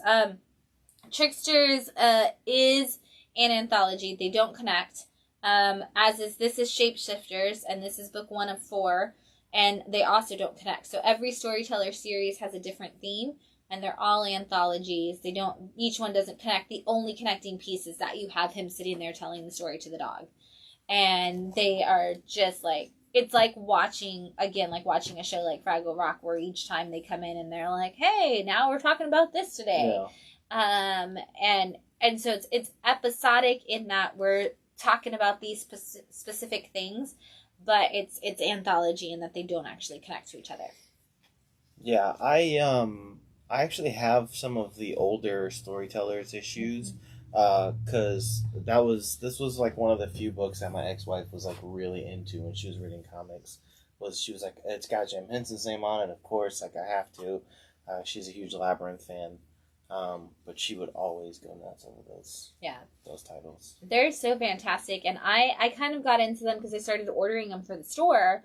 In the same way, I was like, oh, Jim Henson, because I'm a huge Dark Crystal fan, and a huge Fraggle Rock and any other Muppetry that we could possibly do. And so for me, I was like, oh, I have to get into this. I grew up obsessed with Sesame Street, all that. So Muppets in general, I just am a fan of. And I started ordering for the store for that reason, and then started reading them, and I was like, oh my God, why are these all perfect? Like, there's just, where are they finding the people to tell these stories, and the writing and the art and everything? It just always ends up being just a perfectly done story. And I wish that I could just put them in everybody's hands. They're great books for teaching kids, like, classic fables and things like that too, and classic morals. So Jim Henson Storyteller series is always good. Last book in our hot new titles is issue 2 of season 1 of Carriers, from Red 5. And if you've been watching recently, we're really falling in love with Red 5 as well, because they have Stonebot as an imprint, which does Mega, and what was the other one that we just fell in love with for Stonebot? Fiction Arts. Yes. And it has been great, wonderful to see Red 5 really start to blow up. And Carriers is all about militant pigeons who defend New York City. And in this particular issue, they are fighting a group of pirate seagulls who are threatening the New York harbor. They have gotten control of the barges, and they are going to light them all on fire and send them into the city. And the pigeons, who are in the process of trying to make sure that the Crocodile King doesn't take over the sewers of the city, have to stop what they're doing to go fight the seagulls. My favorite thing is all of that sounds incredibly ridiculous, but the book takes itself so seriously. It is not trying to be a joke. Like I was telling you earlier that you think of when you watch Animaniacs and all of the show is ridiculous, and then suddenly the Goodfeathers are there, and they're like, we're pigeons, but we take ourselves super seriously. And everything else in the show is like, no, this is ridiculous. And they're like, no, but we're pigeons who are the good fellas, and we're serious, like, about our path. This is that book. It should be ridiculous. It should be a giant, like, comedy of errors because it's pigeons. And yet they're like, no, we are protecting New York City, and here are our operations. This is how it goes down. They've got like their military comm system. They've got the one pigeon who oracles the situation and just sits there at the computer and is like, oh, you've got this going on. You got to go over there. And they're like, what do I got on this end? And they like give them the information. This is a super serious pigeons protecting New York City book, and I love it so much, and I don't know why, but I do. And this is issue 2 of 5 for season 1, which I love that it is now labeled as season 1, because I don't know if issue 1 was labeled season 1, but now that sounds like we've green-lit a lot of carriers, and I'm here for it. Red 5, keep going. I'm assuming that, you know, like you, the head of Red 5 read the first issue and maybe even this issue and was like, oh my god, let's do this forever. Yeah. Let's run this franchise into the ground. Let's do it. Like, let's go crazy. I don't know how I missed issue 1. I think it was maybe a week we didn't do a live stream. Mm-hmm. And then too much to catch up on. Yeah, you had told me about it, and for some reason I thought when you were talking about it that all 5 issues were done. No, we just got started. So this is definitely one that I'm going to have to read, because I love the fact that it's such a cheesy concept, and yet it's very serious. Yeah. And you get some of your like regular action movie dialogue, but it's a damn pigeon saying it. And like the pirate seagulls, like they've even got like the pirate fonts and the pirate dialogue. Oh and it's great. And it's funny because like I was reading it and staring, like I'm looking at the art and I'm like, oh man, these birds are pirates. And then like you get to the carriers like evaluating it and they're like, looks like we've got some seagulls and they're pirates. Pirate seagulls, sir. And I'm like, oh my god, I didn't even realize they were seagulls. That is so much better. Why have I never thought of pirate seagulls before? And it's like, oh, this is genius. Yeah. I'm in. And you get 2 epilogues in this issue. You get it's like watching a Marvel movie. There's 2 cutscenes. One is the cutscene like that talks to the carriers, and the other is from some of the villains. And I'm not going to run where that goes. But carriers, if you're not reading it, read it. Come in, pick up Animal Castle. Yes. And then jump right over to this as like you're coming down. Right. From to the intensity lighten the mood of Animal Castle. Seriously. Read carriers. Yeah. They're definitely not the same at all. Picks of the week. We've got just a couple picks of the week for you, and I don't even know where to start because they're all great. So we're going to start with Radio Spaceman, which is from Dark Horse Comics, which reminds me once again that I need to report that I didn't get all my copies in. Yeah, so this is the latest from Mike Mignola, with art by Greg Hinkle. This is only going to be a 2-issue miniseries, but one of the things that I do always enjoy about Mignola-verse is that there's usually these miniseries are collected into trades that have multiple of them. So it's kind of like the old school pulp, you know, where they give you a bunch of story in these 4 issues.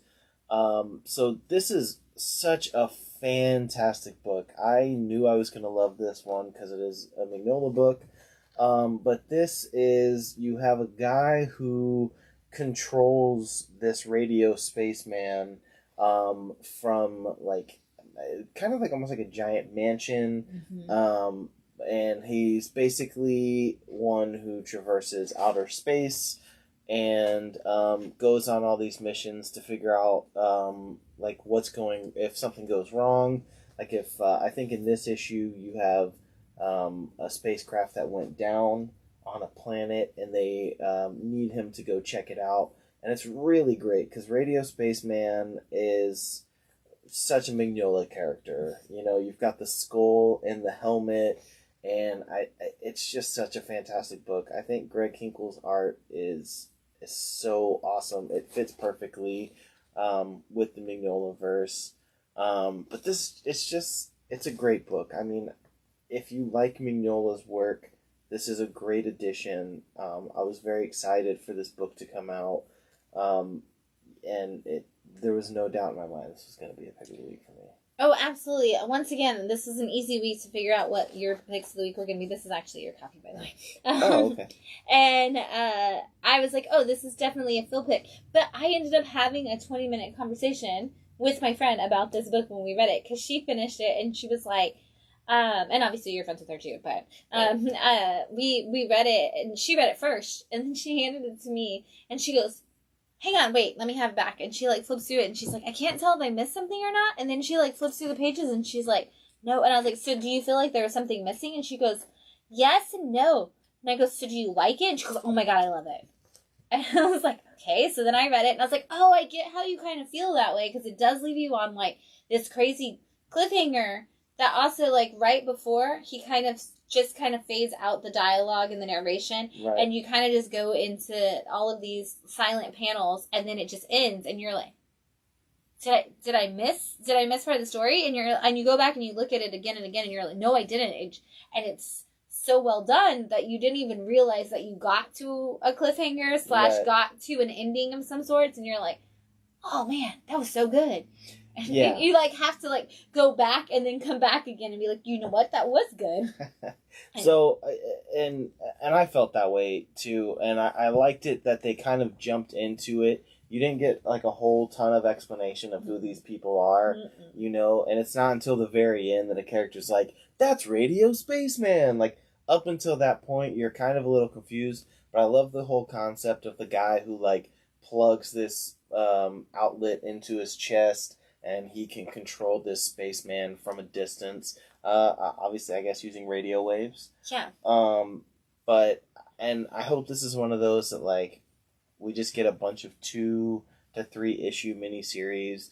Like, please, if you're not gonna do Hellboy anymore, make this your new Hellboy and just put out all the Radio Spaceman stuff and build this universe, or eventually rope it into the Hellboy stuff.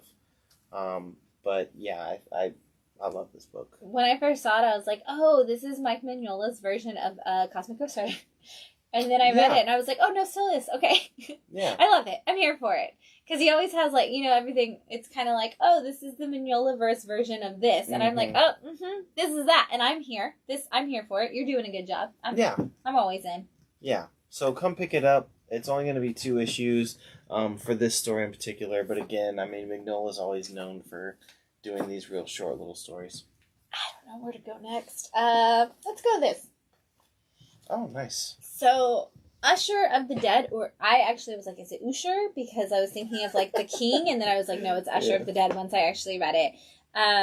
This book is from Blood Moon Comics, and this is issue 1. And we did, Blood Moon Comics did the White River Monster with the like random Cthulhu. Like, we were like, oh, this is kind of good. I wonder where they're going. Then they did this, and I was like, oh, okay, Blood Moon, you've got my attention. Yes. Holy crap. This book opens with a blank black page, and I love that. And it's just like, this is what you see before you determine whether or not you're ready for me. And I was like, what? Where is this book going?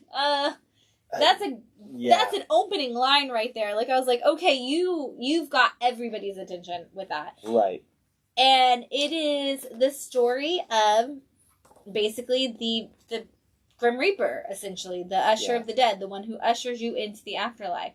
But it's also the story of 2 guys, one who's completely got his shit together and the other one who's kind of a washed up frat boy. And they've been best friends their entire lives. And they've come to this point where they're together and they're like, hey, we've been friends forever. We're kind of completely opposite people. But here we are on this trip together. And, now some crazy shit's going down. And there's a demon. And we should deal with that. Yeah. We should deal with that. And, I don't know that they deal with it well, but... No, I actually was kind of confused at first because you get this introduction of the Usher of the Dead who kind of gives his backstory a little bit, and then immediately we jump to these other two characters, and I'm like, okay, what's going on here? But I really liked this issue. I didn't put this in the picks of the week. I'm glad you did because I was really impressed with this book.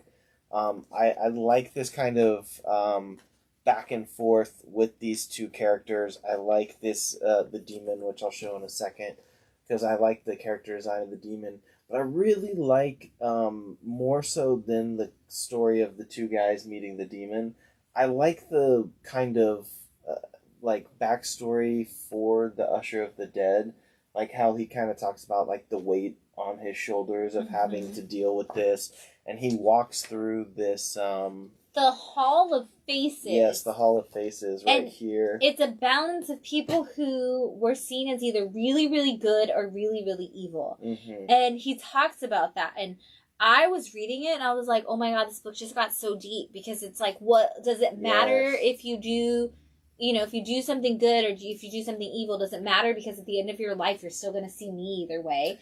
And I was like, holy crap, this book just got so deep, and it keeps going. Like, that's the starting point for his conversation as he's making this walkthrough. And I was like, this is completely, White River Monster. I was like, oh, this is kind of just a fun, crazy, Cthulhu's in a river. Where are we going with it? And then I was like, this book, I was like, wow, you have something you want to say. Yes, and one of the messages in this book that I thought was really fantastic, and this is actually the page. I don't know who this is, that character. Yeah. But he holds up two faces. One is Adolf Hitler, and he says, do you view me as this, like the villain of this story, or do you view me as the good guy? Maybe that's Gandhi. Oh, you know what? That looks like it could be, yeah. But I really like that. And the other message that really hit home for me in this book and really sold me is the point where he says, at some point, I'm going to take you and your loved ones. At some point, death is going to come for you. Until then, live your life.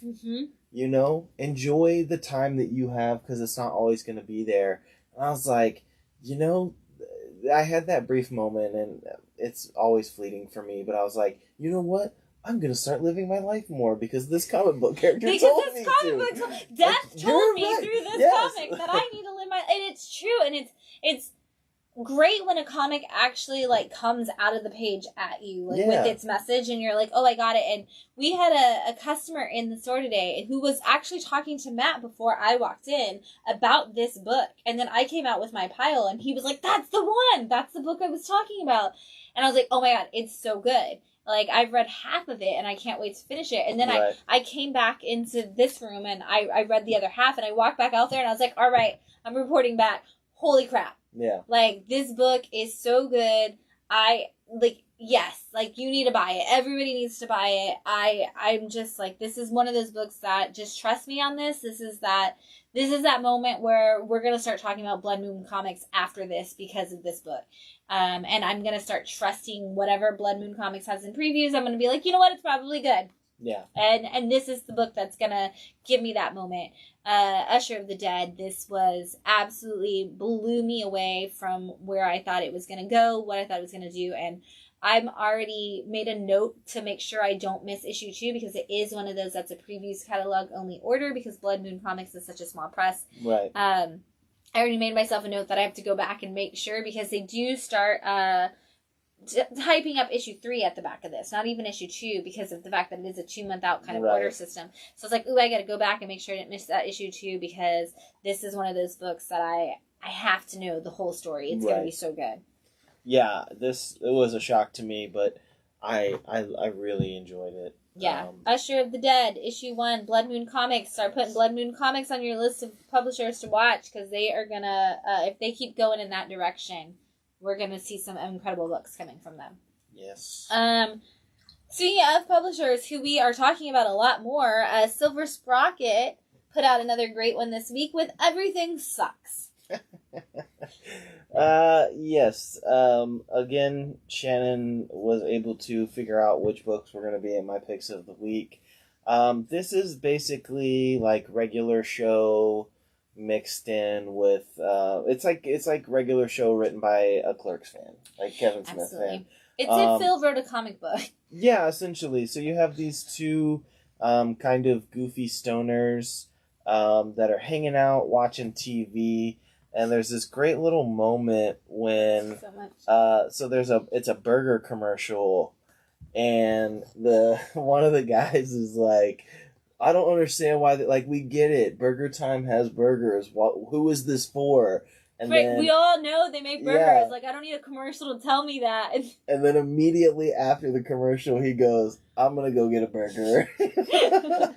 And so the main story in this is these two characters going to get burgers, and it not really going as they plan. Because they show up and the burger place is closed because someone took a shit on the floor. I love it too, because they're like, we don't need to use the restroom, and they're like, I didn't say anything about a restroom. I didn't say that they took a shit in the restroom.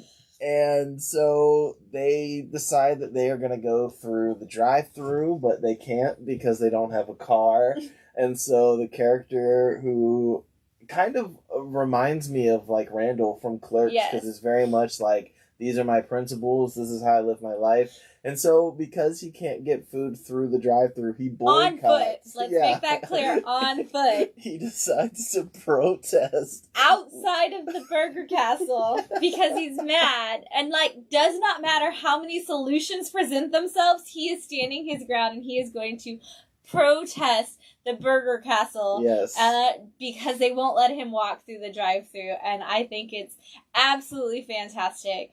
And I read the issue, and I was cracking up the entire time. And then at the back, you get some little mini stripped versions of it, and I was like, oh my god, this book is fantastic. And then you get to the very last page, and there's freaking stickers. Yeah, there are stickers. This is the middle poster, which has the Clerks poster on their wall. And I told Phil, I was like, look, this is another one of those, cheesy joke, kind of like you said, regular show kind of moments. But there's a pull-out poster that's got a Clerks poster on their wall, and there's stickers at the back of the book. And Phil was like, I'm already sold. That's my book. Yeah, this book... And he's a cat!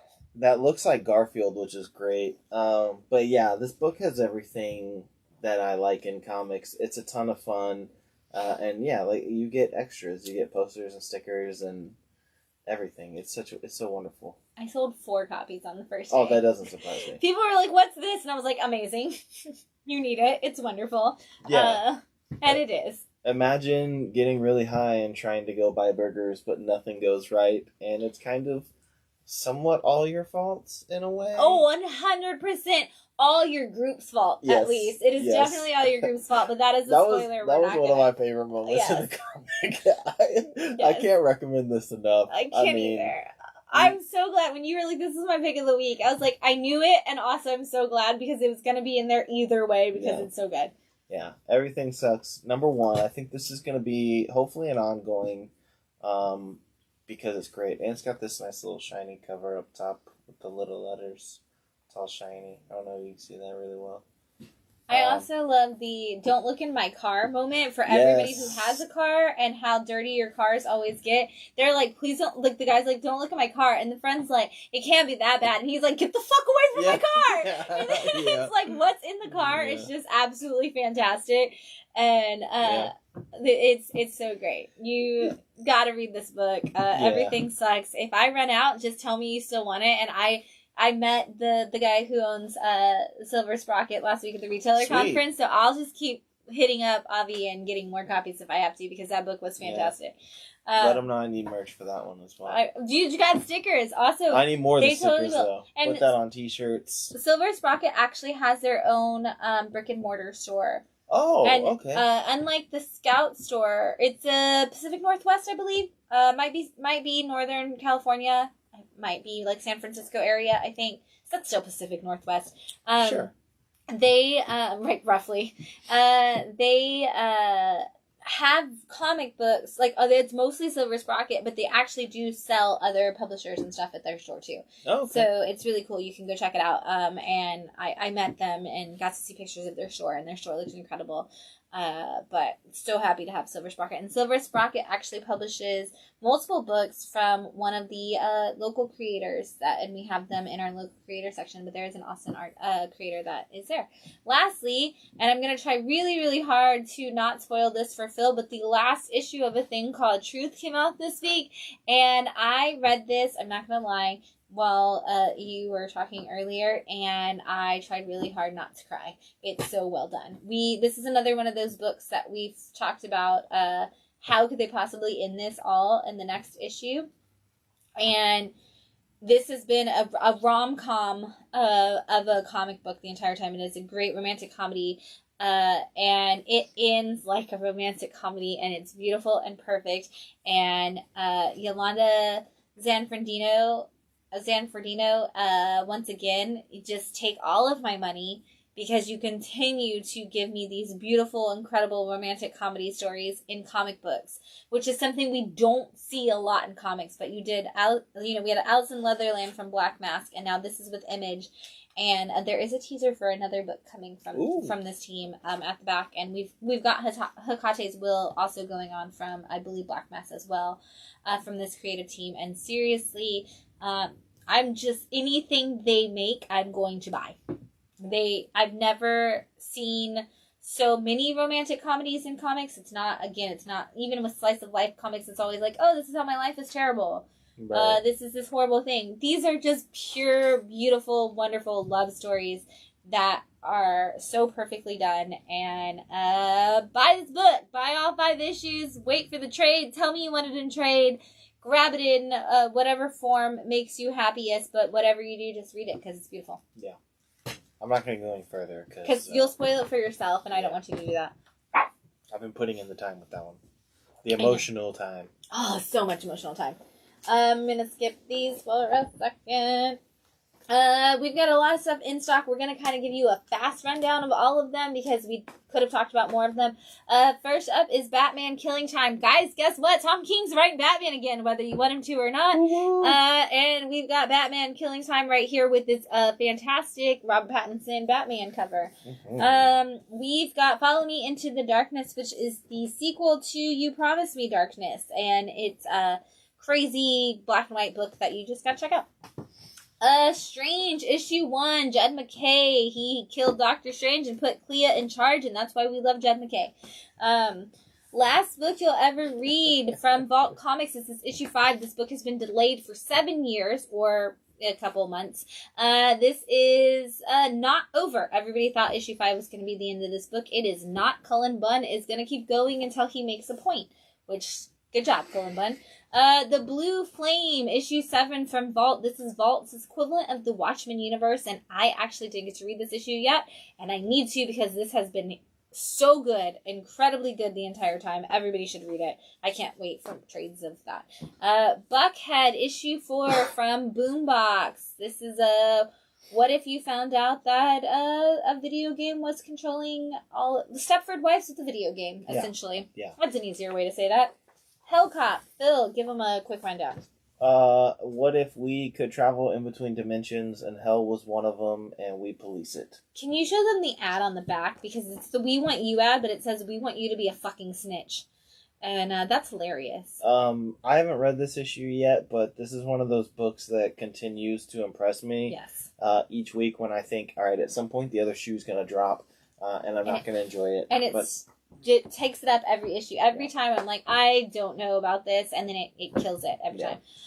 Newburn from Chip Zdarsky. This is one of those books where the last issue we were like, this is kind of done. Yeah. And here Chip Zdarsky is like, no, I'm not. I'm never done. I got more stories for Issue this. 4. I think this is going to be, it's going to go for a little bit, I think. Yes. Not Terra, issue 8 from Scott Snyder and Tony S. Daniel. We've got some crazy, amazing storytelling coming from Scott Snyder. Speaking of crazy, amazing storytelling, Nice House on the Lake is back. Issue 7 is here. If you are following James Tynion's DC indie, essentially, work at DC, this is your moment.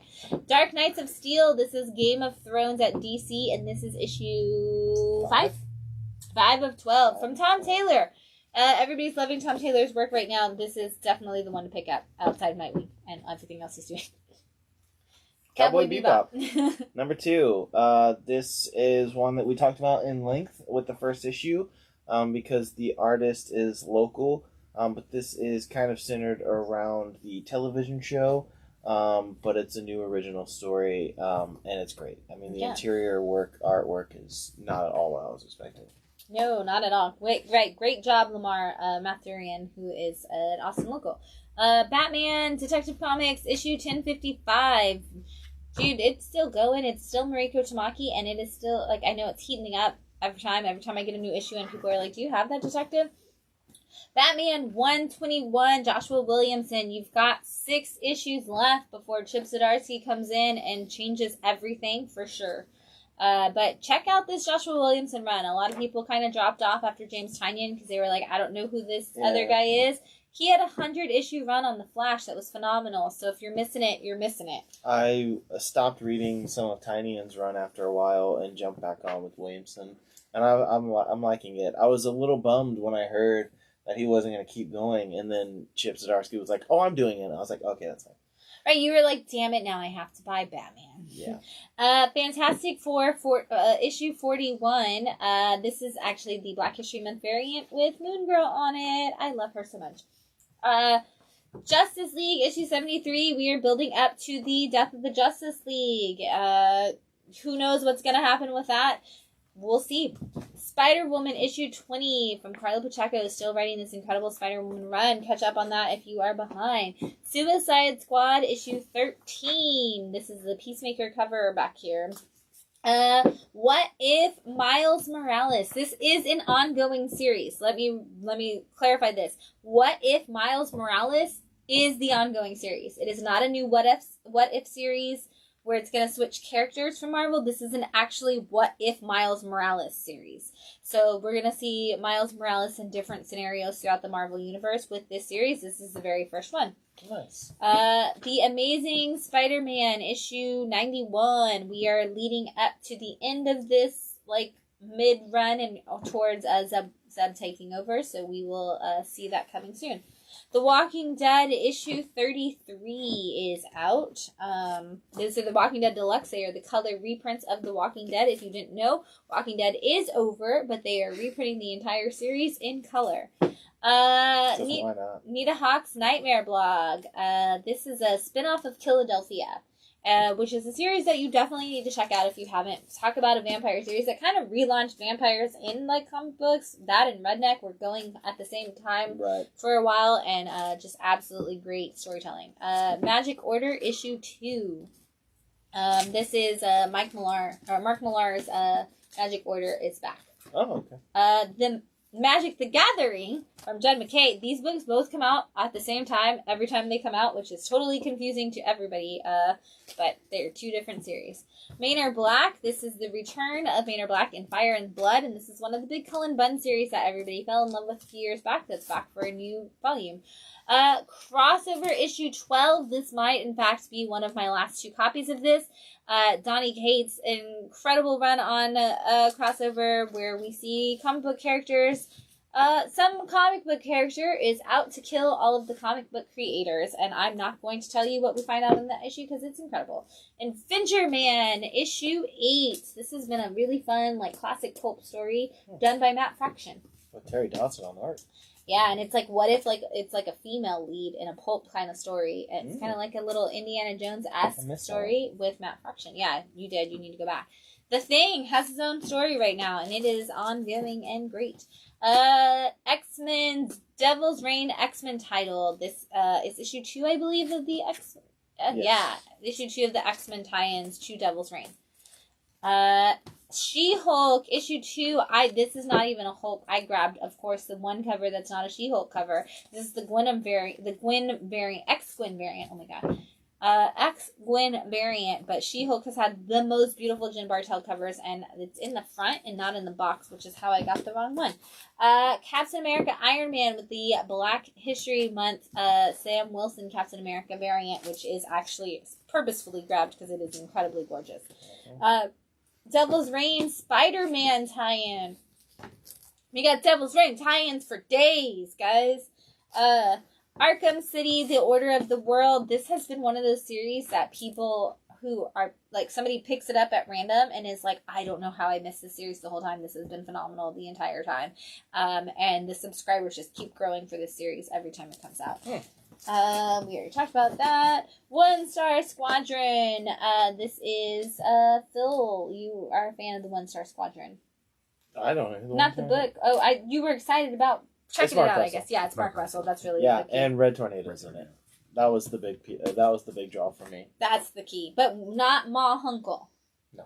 Okay, well that's a shame. Static issue 6. This is one of those books that got delayed for a really, really long time. But we are back. We have more Static. Come pick it up.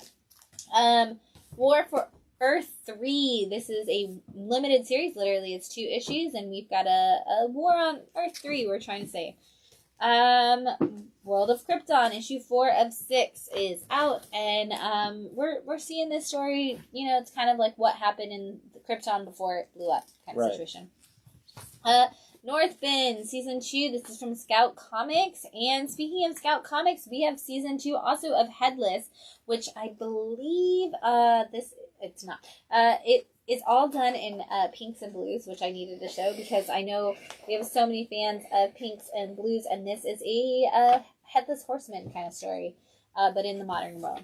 So there's a volume 1 There is a volume 1 of that. I believe it was a digital-only comic when season 1 came out. That was back when Scout did a lot of the digital-onlys, but I think you can get it now in a trade. I read issue 1 of this, and I had never read volume 1, and I was not lost at all. They give you a really great rundown of what happened. It's like 2 kids who one of them actually like becomes like the Headless Horseman, like after they like fight him. So it's super cool. I'm definitely down to find number 1. Scout does this really cool thing for a lot of their old webcomics where they have comic tags, and you can like scan the QR code off this comic tag. It's like a luggage tag, and you get that, and it's got the art of the thing, and you can scan the QR code, and it gives you that digital comic essentially. So you buy the tag, and you get that. We actually could get a spinner rack for just those in our store. For some of those, so it's something I've definitely considered because a lot of their comics were originally just webcomics, right? And it's a cool way to get some of those volumes that they never printed physically. So kind of into it, I want to see it, see how it goes. Kind of might check it out.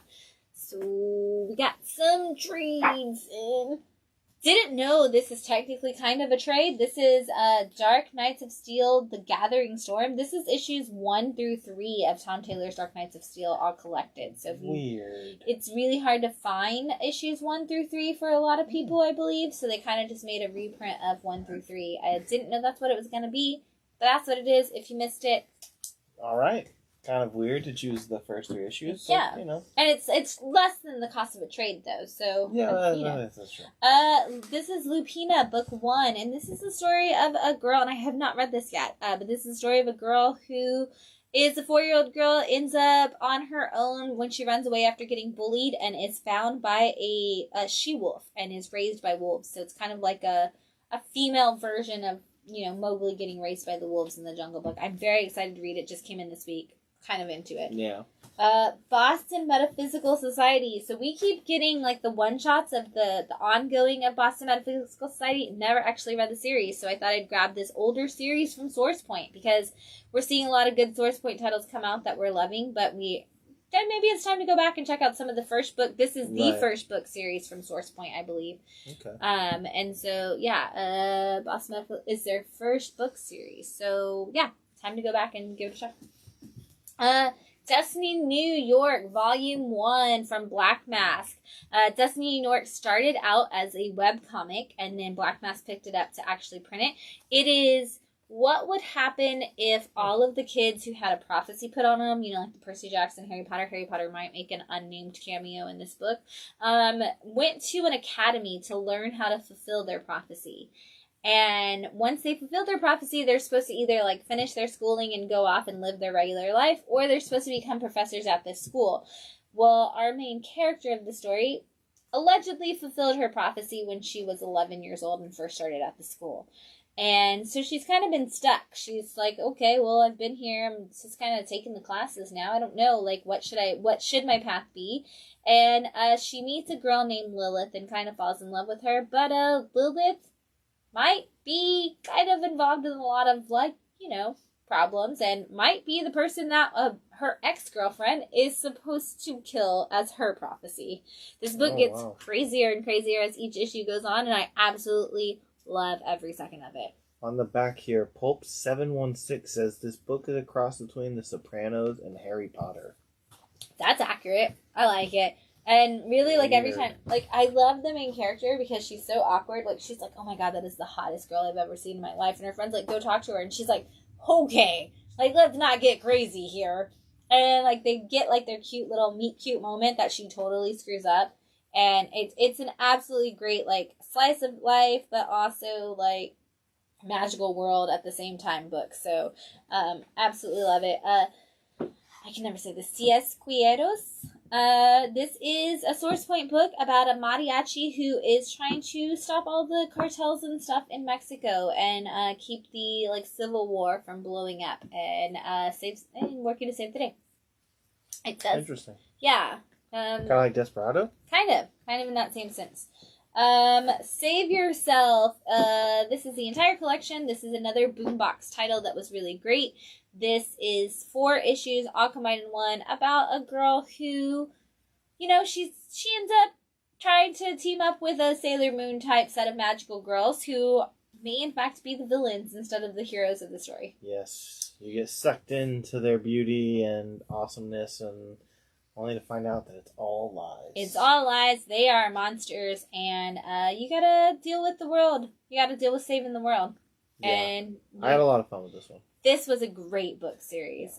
Definitely one of those where I was like, ooh. Well, I think I tagged you on Instagram when they announced this, and I was like, Phil, this is a Phil book. And then we both read it, and we're like, this book is great.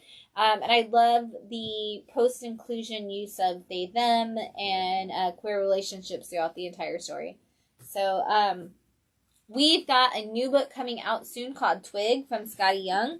Very excited. And it's kind of in that, like, cutesy realm, but also gonna probably have a lot of, like, craziness because it's Scotty Young. And I thought, since we're talking about that, it's a great time to remind everybody that I Hate Fairyland existed. If you've never read it, this is volume 1, and you should definitely read I Hate Fairyland. Yes, and if you enjoy it, they also have 2 really beautiful, I think they have 2 and then 1 full one, because the series only ran for 20 issues. So they have these really nice hardcovers that Image Comics did, and they look wonderful. I mean, it's Scotty Young really putting himself on the map. I'm excited for Twig. I'm so excited. I'm a little nervous because I saw the preview is on Key Collector. Yes. And I was like, oh no, this book's going to have a lot of speculation. I feel like. No and yes. So what happened with that was the previews the Ash Can preview went out, which if you don't know what an Ash Can is, it is literally a preview of a comic book that gets sent to retailers for free so that retailers will read the book and know to order it. But people want to collect them because they're valuable, and so sometimes they could be valuable if the book becomes a super popular thing. So with Twig, what happened was they were going for regular, like, Ash Can $20 to $30, like, they only 2,500 at most exist because they only send them in brick and mortar stores. Well, I guess a bunch of them were sent to a signing. And the person, this is the story I was told, the person who was driving them to the signing got in a car accident. And so most of them that were going to the thing got destroyed. So that limited the amount that were there, and the amount of signed copies got even smaller. So there was only essentially like 1 or 2 signed copies left, and it made it shoot up to like $150, $300 for the signed copy. I see. Which then made everybody go, oh my god, this book is, there's not as many left. Who knows if they're ever going to be for sale. So the ash can went up in value because of that. Because there's not as many ash cans. And so it's not really based on speculation of the series. Based on speculation of the series. It's based on, it's a Scotty Young book. It'll probably have longevity. And somebody came in and said, what did you do with your ash can, Shannon? And I said, Scotty Young believes that every book of the Wizard of Oz series needs to be adapted into a graphic novel, and he needs to be the person to do it. So I believe in Scotty Young. Right. And Scotty Young and I will forever be connected for that moment. So that is my ash can. Yeah. Like, I have to have it. Like, I was like, that's one of those. They sent it to me. I love Scotty Young. I actually got, when Middle West and Bully Wars were both coming out, they sent a double-sided arc to bookstores, and it was when I worked at Book People here in Austin, and the comic guy was like the guy that ordered all the comics was really into Big Two stuff, so he was like, hey Shannon, there's this new there's a couple of indie books that are coming out, I'm gonna give you the arcs for them so you can tell me if we should get them. And so I actually got the arc of the trades for Middle West and Bully War. Okay. And I read Middle West, and I was like, whatever you do, you have to stock Middle West until you die. Like, that book is phenomenal. Oh, my God. And so when we got our store, I was like, we will carry Middle West until I die. And I still stand by that statement forever because that is a beautiful book. Totally fair. Yeah. But that's really what made me, like, more than anything, like, Scotty Young as a writer is phenomenal. I brought Adler back this week. It's been a long time since we had it. This is from Titan Comics. This is essentially a League of Extraordinary Gentlemen, but with female characters only, from famous points in literature and science history. Like Marie Curie is a character. Jane Eyre is the main character. You've got with Irene Adler, Lady Havisham, Little Orphan Annie. Like, you get a lot of incredible female characters from literature getting their own League of Extraordinary Gentlemen, going against Aisha. Super cool book. Nice. Yeah.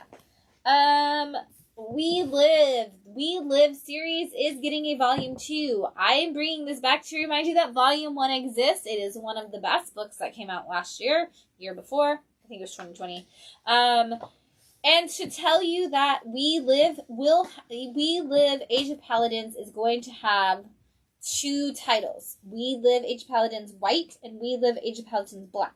When that was first announced, the thought was that they were just making 2 different covers for issue 1. One would be white and one would be black.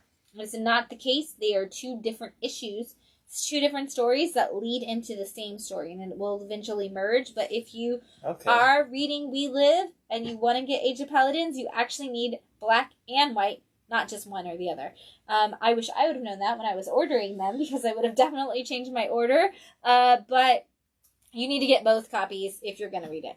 Ice Cream Man redid their Dr. Seuss issues. So all of the issues that had this is volume 1 with all of the Dr. Seuss, or not all of.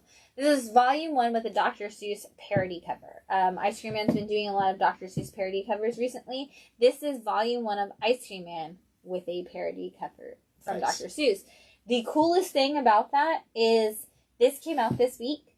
And this week was Read Across America Week, which also houses Dr. Seuss Day. So Ice Cream Man actually put out a Dr. Seuss reprint of Volume 1 on Dr. Seuss Day for Read Across America Week. So good job, W. Maxwell Prince, for always being super meta. And lastly, this week, The Me You Love in the Dark, speaking of Scotty Young, came out in trade. This book was freaking phenomenal. Yes. If you didn't read it, please read this trade. This is one of the best books that came out in 2021. This is the story of a woman who is an artist who can't find her muse anymore. So she rents a house in the middle of nowhere, and the house is haunted. And it's the classic ghost story, except she falls in love with the ghost. Yeah, this was one of those. I mean, it's Scotty Young and Jorge Corona together. Oh my God. And it's such a fantastic book. Start to finish, I couldn't. And if you ever want to know what it's like to be in a abusive relationship and how that plays out, this is the perfect example of that. Yeah, I know. What? Well, because a lot of people are like, oh, I don't know why they didn't do this or why they didn't do that. If you want to understand that, this is a great way to understand the thought process and the mindset. And a lot of people, and I'm gonna say this, I'm gonna try to be as least spoilery as possible.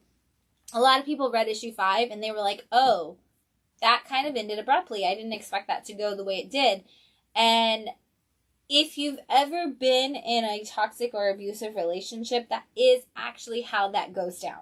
You someday wake up and you're like, I can't do this anymore. And you've told yourself 1,000 times, I'm going to get out of this, I'm going to get out of this, I'm going to get out of this. And you don't actually act on it. And then one day you do. And it does feel abrupt. It even feels abrupt to you because you're like, I don't know why today's the day, but I know that I have to do this for my safety, for whatever. And the way that Scotty Young told the story and the way Jorge Corona drew this story, it feels exactly like the way that arc of those kinds of relationships plays out. This is an absolutely stunningly beautifully drawn and written book. And if you didn't read it. And if you're on the Eisner Committee and you didn't nominate this, go back and rethink your life. Because you should. Matt brought a couple of things really fast, so I wanted to show these off. We've got some new graphic boxes in. First up is the new Carnage box, which there's a new Carnage series coming out pretty soon. And we have Extreme Carnage that just happened, but there is actually a Carnage series launching soon, and I believe this is the box that goes with that.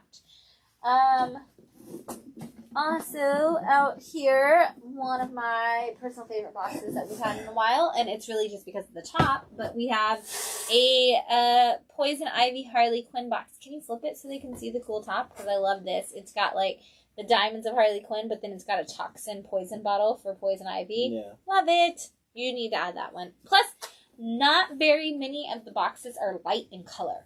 A lot of the times the boxes are almost always, like, dark colors or black box with the art on it. I like that one's white and like brighter, so if you are trying to make your room look brighter, you need boxes that are a little bit lighter. That's the one. And lastly, the Immortal X-Men box. This is the cover of Immortal X-Men #1 coming out soon. It's a wraparound cover, and this is that cover printed on a box. So if you are a fan of the X-Men and you're excited about the Hickman-verse X-Men specifically, this is a great box to kind of put all your Hickman-verse comics in. Which may not be big enough. No, it's definitely for all not. those X-Men titles. And that's what we got in trades and in stocks. Next up, we're going to talk about some comic industry news. Do I make Phil wait longer, or do I let him have his moment? Do you want to wait? Do you have something else? Well, once again, I'd like to remind you that this Wednesday, March 9th, from 5 to 9 p.m., we will have Dan Price here, the creator and co-writer of Bigfoot Knows Karate, who you might have saw at the beginning of our show tonight. He will be here signing and selling copies of Bigfoot Knows Karate. He also said he'll have some prints and some swag, so good time to come out and get some merch and fun stuff from Bigfoot Knows Karate. Yes. So that is this Wednesday coming up. I was like, what day do comic books come out? That is that day. Also, other things that we have coming up, other exciting news that I had that I was going to try to just stall your situation longer with, and I already forgot all of it because now I'm really excited for you, and I can't focus either. So, Phil, why don't you tell him your news? So, it just seems like every year, as I get older, life continues to just give me really wonderful things, and what could be better than I remember. No, I'm just kidding. than Kevin Smith, who has his comic book shop, The Secret Stash, which is in Red Bank, New Jersey, where he's from, where Clerks was filmed. They also shot the TV show Comic Book Men there. I may have never actually officially said this on the live stream. I'm a huge Kevin Smith fan. He has been my Lord and Savior for 15 plus years. Ever since I saw Mallrats for the first time in high school. And now they are getting their own Dark Horse imprint, which is called Secret Stash Press. this year, they are going to be releasing 2 titles. The first one's going to be written by Kevin Smith. It's called Masquerade, with art by a cartoonist named Captain Ribman, who you can check out on Twitter. And then immediately after that, 2 weeks later, they're going to be doing a anthology series called Quick Stops. This is basically going to be a bunch of different writers and artists who are going to come in and make a bunch of short stories featuring people from the Askewniverse. A lot of his characters, you're going to see Ranger Danger, Mooby, who's the Mooby's mascot. The first issue actually features Holden McNeil telling how he met Jay and Silent Bob for the first time. They are going to be doing, they're going to reprint some of his scripts with art to go along with it. They're going to do some stuff with Moose Jaws, the movie that he never made, which is so disappointing because it was going to be Jaws with a moose. And so they're going to do that. They're going to be doing toys as well. They're going to be releasing a lot of toys, and a whole bunch of stuff. Basically, the idea is that he'll kick this off with some of his own titles, and then eventually in 2023 they'll be releasing a bunch of titles with other creators. He even says that some of his famous friends are going to be writing comics as well. So fingers crossed that in 2023 life continues to give me more lemons and I get a Ben Affleck. I was going to say, if you don't say Ben comic, Affleck, yeah. Like, that's all I need is Ben Affleck writing a comic book, among many other things. But, I mean, I saw the first news story come out and I thought, oh, okay, let's wait. And then almost like 6 hours later, he released a huge thing all over his social media on Twitter and Facebook and Instagram, basically being like, hey, it's actually happening, which is just fantastic. It's good to see him back in comics, because I like all of the stuff that he's done before. I loved his Daredevil run, his Green Arrow stuff, That's what I was gonna say. his Batman books that he does with Walt Flanagan. I mean, this is just the best thing that could happen to me this year. This is like Christmas came now, and it was perfect because it was released the same time that I get to see Robert Pattinson's Batman. So it's just like, Which, oh no my spoilers God, in the comments if you're... this is the best week of my life. Yeah, if you saw the Batman, don't put any spoilers in the comic. We're not even going to talk about... We're not going to review it. I think we should say, like, you know, read year 1 and stuff like that, because that's what DC's been saying. Yeah. Like, that's the one to read. But, yeah, I saw this again. If you didn't catch the beginning of the stream today, you posted it, and I was like, oh man, I gotta share that, because that's huge, because Kevin Smith is iconic for a lot of his DC and Marvel runs. Mm-hmm. And, of course, he's Jay and Silent Bob, he's Clerks, he's all these things. You know he's a giant nerd. He's a huge comic book fan. He owns a comic book store. He's great. And so I shared it, and then you were like, oh my God, did you hear the news? And I was like, bro, I shared your post.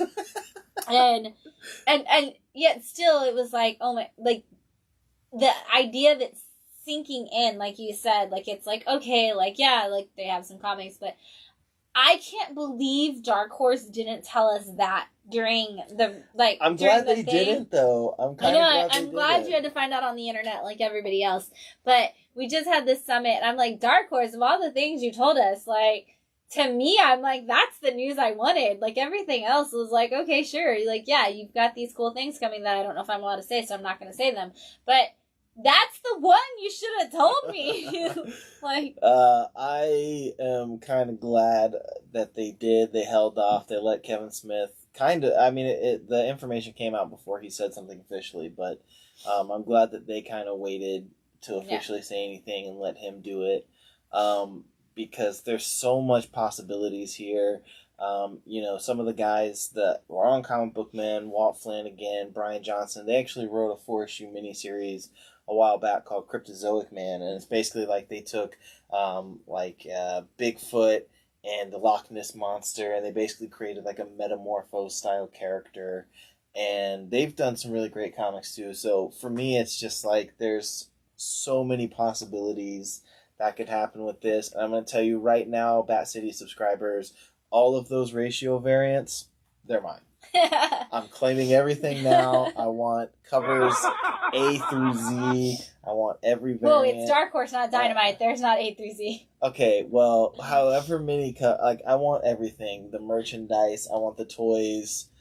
This is where all my money is now going. And I won't be on this live stream buying books anymore. I will just be fully invested in this. And if you need to help Phil fund buying all of Kevin Smith's comics, you can follow him on Whatnot at Comic Book Yes, Clerks. at the Comic Clerks. I'm doing my first one tomorrow night. It's not going to be that big of a deal. They kind of told me in the initiation or what's the, training? Not initiation. Training? What's the other thing for training? It's orientation. Orientation. In the orientation, they were like, maybe for the first one or two, just kind of do some test runs.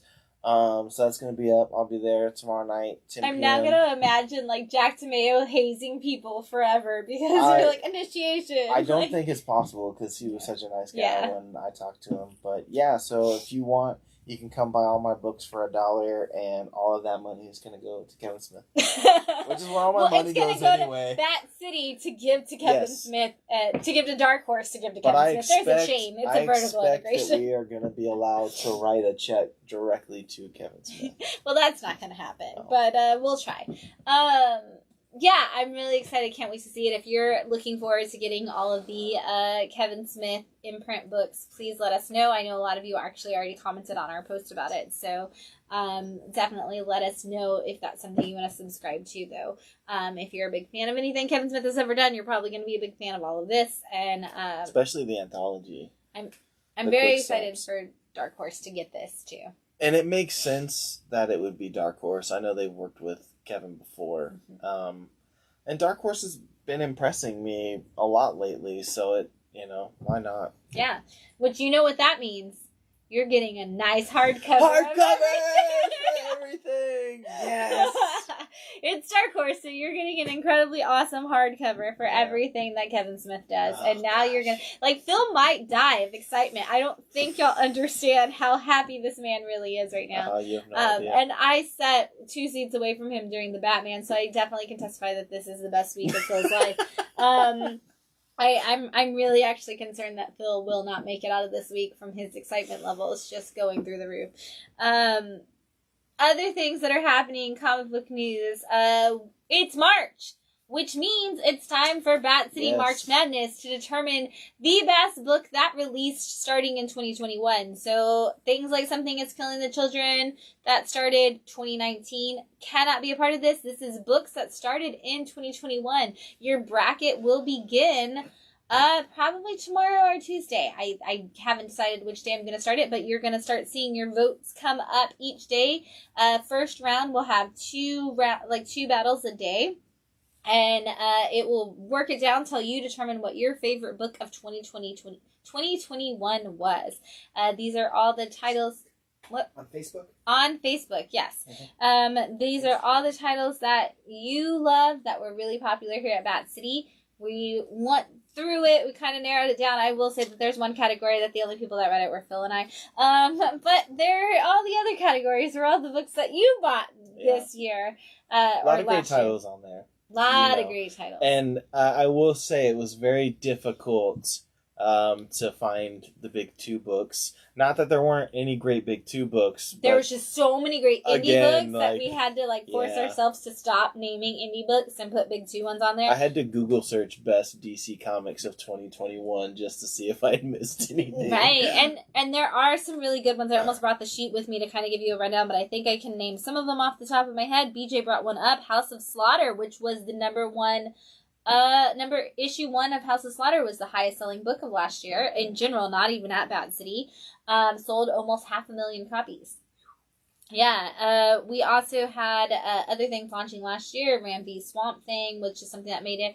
Dead Dog's Bite, which made a lot of people's top book of 2021. We saw so many... Donny Cates on Hulk. Al Ewing on Venom. We saw... Oh my god. Don't mention that one. Which one did you say? No, it doesn't matter. Say it. It was Bunny Mask. Oh, Bunny Mask. Yes, absolutely. Bunny Mask is definitely on there. It's gonna be the one that things that started in 2020. Oh man, and that was a thing too. When I was like making the bracket, I was like, I'm so scared that if Bunny Mask gets voted out on the first round, that Matt's gonna divorce me because I like stacked it against something wrong. You should have put it up against like a softball one. I mean, you'll Moon see. Knight. You've seen the bracket, right? Moon Knight is on there. Something that came out I in did see the 2021. official bracket. Yeah, you saw the official bracket. Layla Starr. Ooh, there's gonna be some tough ones to beat. We made that. Actually, you know what? We have it, and I can tell you some of the things that, because I sent it to Phil yesterday, and I sent this to Phil, and I was like, oh my god. And it's not going to be Tiny and versus Tiny in this time. No, we've got, I'm just going to read it to you, so you can start preparing your arguments for this right now. We've got Human Target versus Newburn, Good Asian versus Eve, Venom versus Hulk, Moon Knight versus Ramsey Swamp Thing, Superman, Son of Kal-El versus Supergirl, Woman of Tomorrow. Good luck with that. Why would you do that? Spider-Man, Spider Shadow from Chip Zdarsky versus Daniel Warren Johnson's Beta Ray Bill. Berserker versus Barbaric. Stray Dogs versus We You're Live. gonna knock out Barbaric? You don't know that. Not with Bat City fans. Bunny Mask versus Crimson Cage. Witchblood versus What's the Furthest Place from Here. Me You Love in the Dark versus Layla Starr. That was a hard one for me to Why make. would you put those? I know, but I go by what's similar in fandoms, honestly, for the first round. Maniac of New York versus Red Room. Dark Knights of Steel versus The Rush. Wonder Girl versus X-Men Demon Days. Maze Book versus Dead Dog's Bite. That was hard for me to make as well, but that's just me voting against you, let's be honest. And Nice House on the Lake versus House of Slaughter. That is going to be a bloodbath. That is going to be a slaughter in and of itself. Those are the competitions that are coming your way for the rest of this month. You're going to control the vote. I'm out after this. I mean, let's not lie. I'm going to vote on all of them. But I have put it as close together as I could, kind of hitting those titles like Newburn versus Human Target. It's two powerhouse writers writing detective stories. We kind of try to put them together in the best ways possible. I let a customer also, like one of our subscribers, help me along the way. Phil got to see it and yet still hates me for a lot of the choices I made. I hate myself for some of the choices I made. That's all you.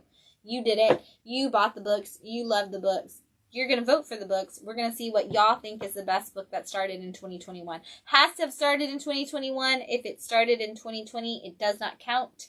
There was a book we left off, but I think there's a lot of books we left off. I think it was one that maybe had come out in the beginning of this year, and it's that Wonder Woman book with the Phil Jimenez art. Was that last year? It did. It started at the beginning of this year. Historia. Okay.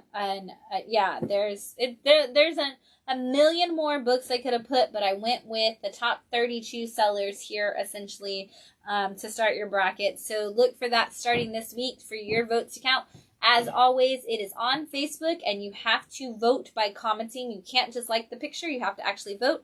The other big news that I have is we just did an incredible workshop with the Girl Scouts yesterday for their comic creation badge. It was one of the troops here in Austin. I just wanted to give them a shout out for the amazing thing they did. And also, I'd like coming in and participating for our comic creation workshop. If you don't know, if this is your first time tuning into the show, or you don't know Bat City is a 501c3 nonprofit. We are an educational organization, and the money that you spend in our store goes to help us not only put books in classrooms, which is a very important thing to do right now, and libraries, but it also helps us create reading, writing, and educational workshops for schools and for organizations. And the Girl Scouts recently launched a comic creation badge for the 6th grade and up Girl Scouts. That's awesome. And as an organization that does comic creation workshops, we get to help a lot of the Girl Scouts get that badge. And I was really excited to have 13 6th graders come out to the store yesterday. They got a tour of the store. We talked about the industry, and then we got to create comic books together. Shout out to our wonderful volunteer Josh Finland, who taught them a lot of figure drawing and drawing the Marvel way throughout the workshop, and to all the amazing girls from the Girl Scouts who participated. Some of the most creative, wonderful ideas. They wrote full-on 2-page comics by the end of this. They were incredible. Some really, really great themes, some really, really great messages that came out of this, and some of the best art I've seen in any workshop I've ever done. One of the girls actually, her whole story was about dragons, and her troop leader told us that she actually created a different dragon for every Girl Scout cookie this year. So she made a dragon themed around each cookie, and all of their posters had like these badass dragons that she drew. So thank you to the Girl Scouts for letting us help you get your comic creation badge, but also thank you to everybody who shops at Bat City, who allows us to be able to put on these workshops for these organizations and schools. Your continued love and support and purchases at Bat City help us do that. And on that note, I want to point out some cool comics that are coming out next week. So, because Chad's not here to give me my list, I'm going to try to do it myself. Good Asian number 9. We are coming to the end of Good Asian. We've got 10 issues. We're at 9. King of Spies is coming out with issue 4 this week, which is 4 of 4. So this is the end of that, at least miniseries. We've got Little Monsters premiering from Jeff Lemire and Dustin Nguyen. I'm very excited to see that book. Sweet Paprika issue 8 of 12 is coming out this week. We've got Monkey Meat issue 3 of 5. We've got the launch of Radiant Red, which is a 5-part series spinning out of the world of Radiant Black. There is Spawn 327. It's coming out this week, which is that homage to the Spider-Man 1 cover, the Todd McFarlane Spider-Man cover. This is that. Cover B is going to be that. That is your only warning I'm giving you. If you didn't already ask me for it, you're probably not getting it. Apache Delivery Service number 3 is coming out. We've got, of course, new Sonic issues. We've got a ton of stuff from Marvel. You've got a Spider-Man book because it's another day of the week. We've got Black Panther issue 3 second printing. So if you need that second printing of Black Panther number 3 with the first appearance of Tossin, let us know. Captain Carter launches this week with issue 1. Please let us know if you are looking to get that issue 1 of Captain Carter. The 1 in 25 is already paid for, so don't ask me for that. We've got more copies of Devil's Reign. We are on issue 5 of 6 coming out. We've got the Devil's Reign Moon Knight issue. I know a lot of you have been much anticipating that, as well as some other tie-ins for that. We've got Eternals issue 10. We've got Hawkeye coming back with issue 5 of 5, so that new Kate Bishop series is wrapping up this week. We've got some, the Marvelverse, the great graphic novels that are coming out that are just collections of different issues of different, like, old and new of all the different stories. The Moon Knight one launches this week. So there's also a new printing of the Moon Knight Jeff Lemire and Greg Smallwood coming out this week.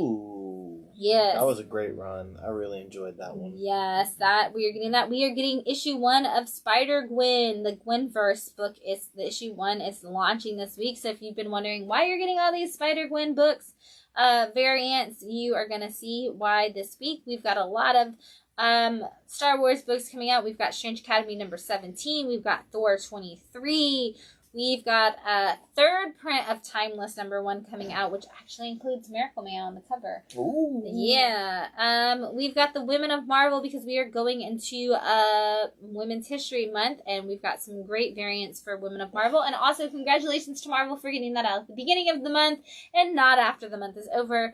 X Deaths of Wolverine number 4 is coming out. We did see an X Lives of Wolverine number 4 is also coming out because there was a printing error last week, so the one that was supposed to come out last week was delayed, and now they're both coming out this week. We've got some really great books from Boom, including the Buffy the Vampire Last Slayer is coming out. We've got some more Mighty Morphin, we've got 7 Secrets, and we've got, most importantly, the trade paperback version of Volume 2 of Wind coming out. So for those of you who have been waiting for that paperback version of Volume 2 of Wind, it is here this week. Let us know if you're looking for it. We will add that to your box. Wind was, of course, the winner last year of the Bat City fan pick of the books that released in 2020. So it won March Madness last year, was won by Wind. Volume 2 is out this week if you need it. Now is the time to grab it this Wednesday. We will have a ton of copies. You can also buy it and donate it to schools. Other than that, that is, I think, everything we have. Don't forget to show up on Wednesday between 5 and 9 so you can meet Dan Price, who is the co-writer and creator of Bigfoot Knows Karate. He will be signing copies of the books. He'll have them available for sale. Make sure you stop by, get to meet him. And thank you once again, Dan, for showing up and being a part of the show. Yeah, that was a lot of fun. Yeah. Thank you, Phil, for doing that interview. That was great. Well, I was excited. I was looking forward to this all day. I know. I'm happy for you. We will see you this Wednesday when you come out to meet Dan, and if not, we'll see you next Sunday here when we wind down your weekend. Thanks for joining us. We'll see you then.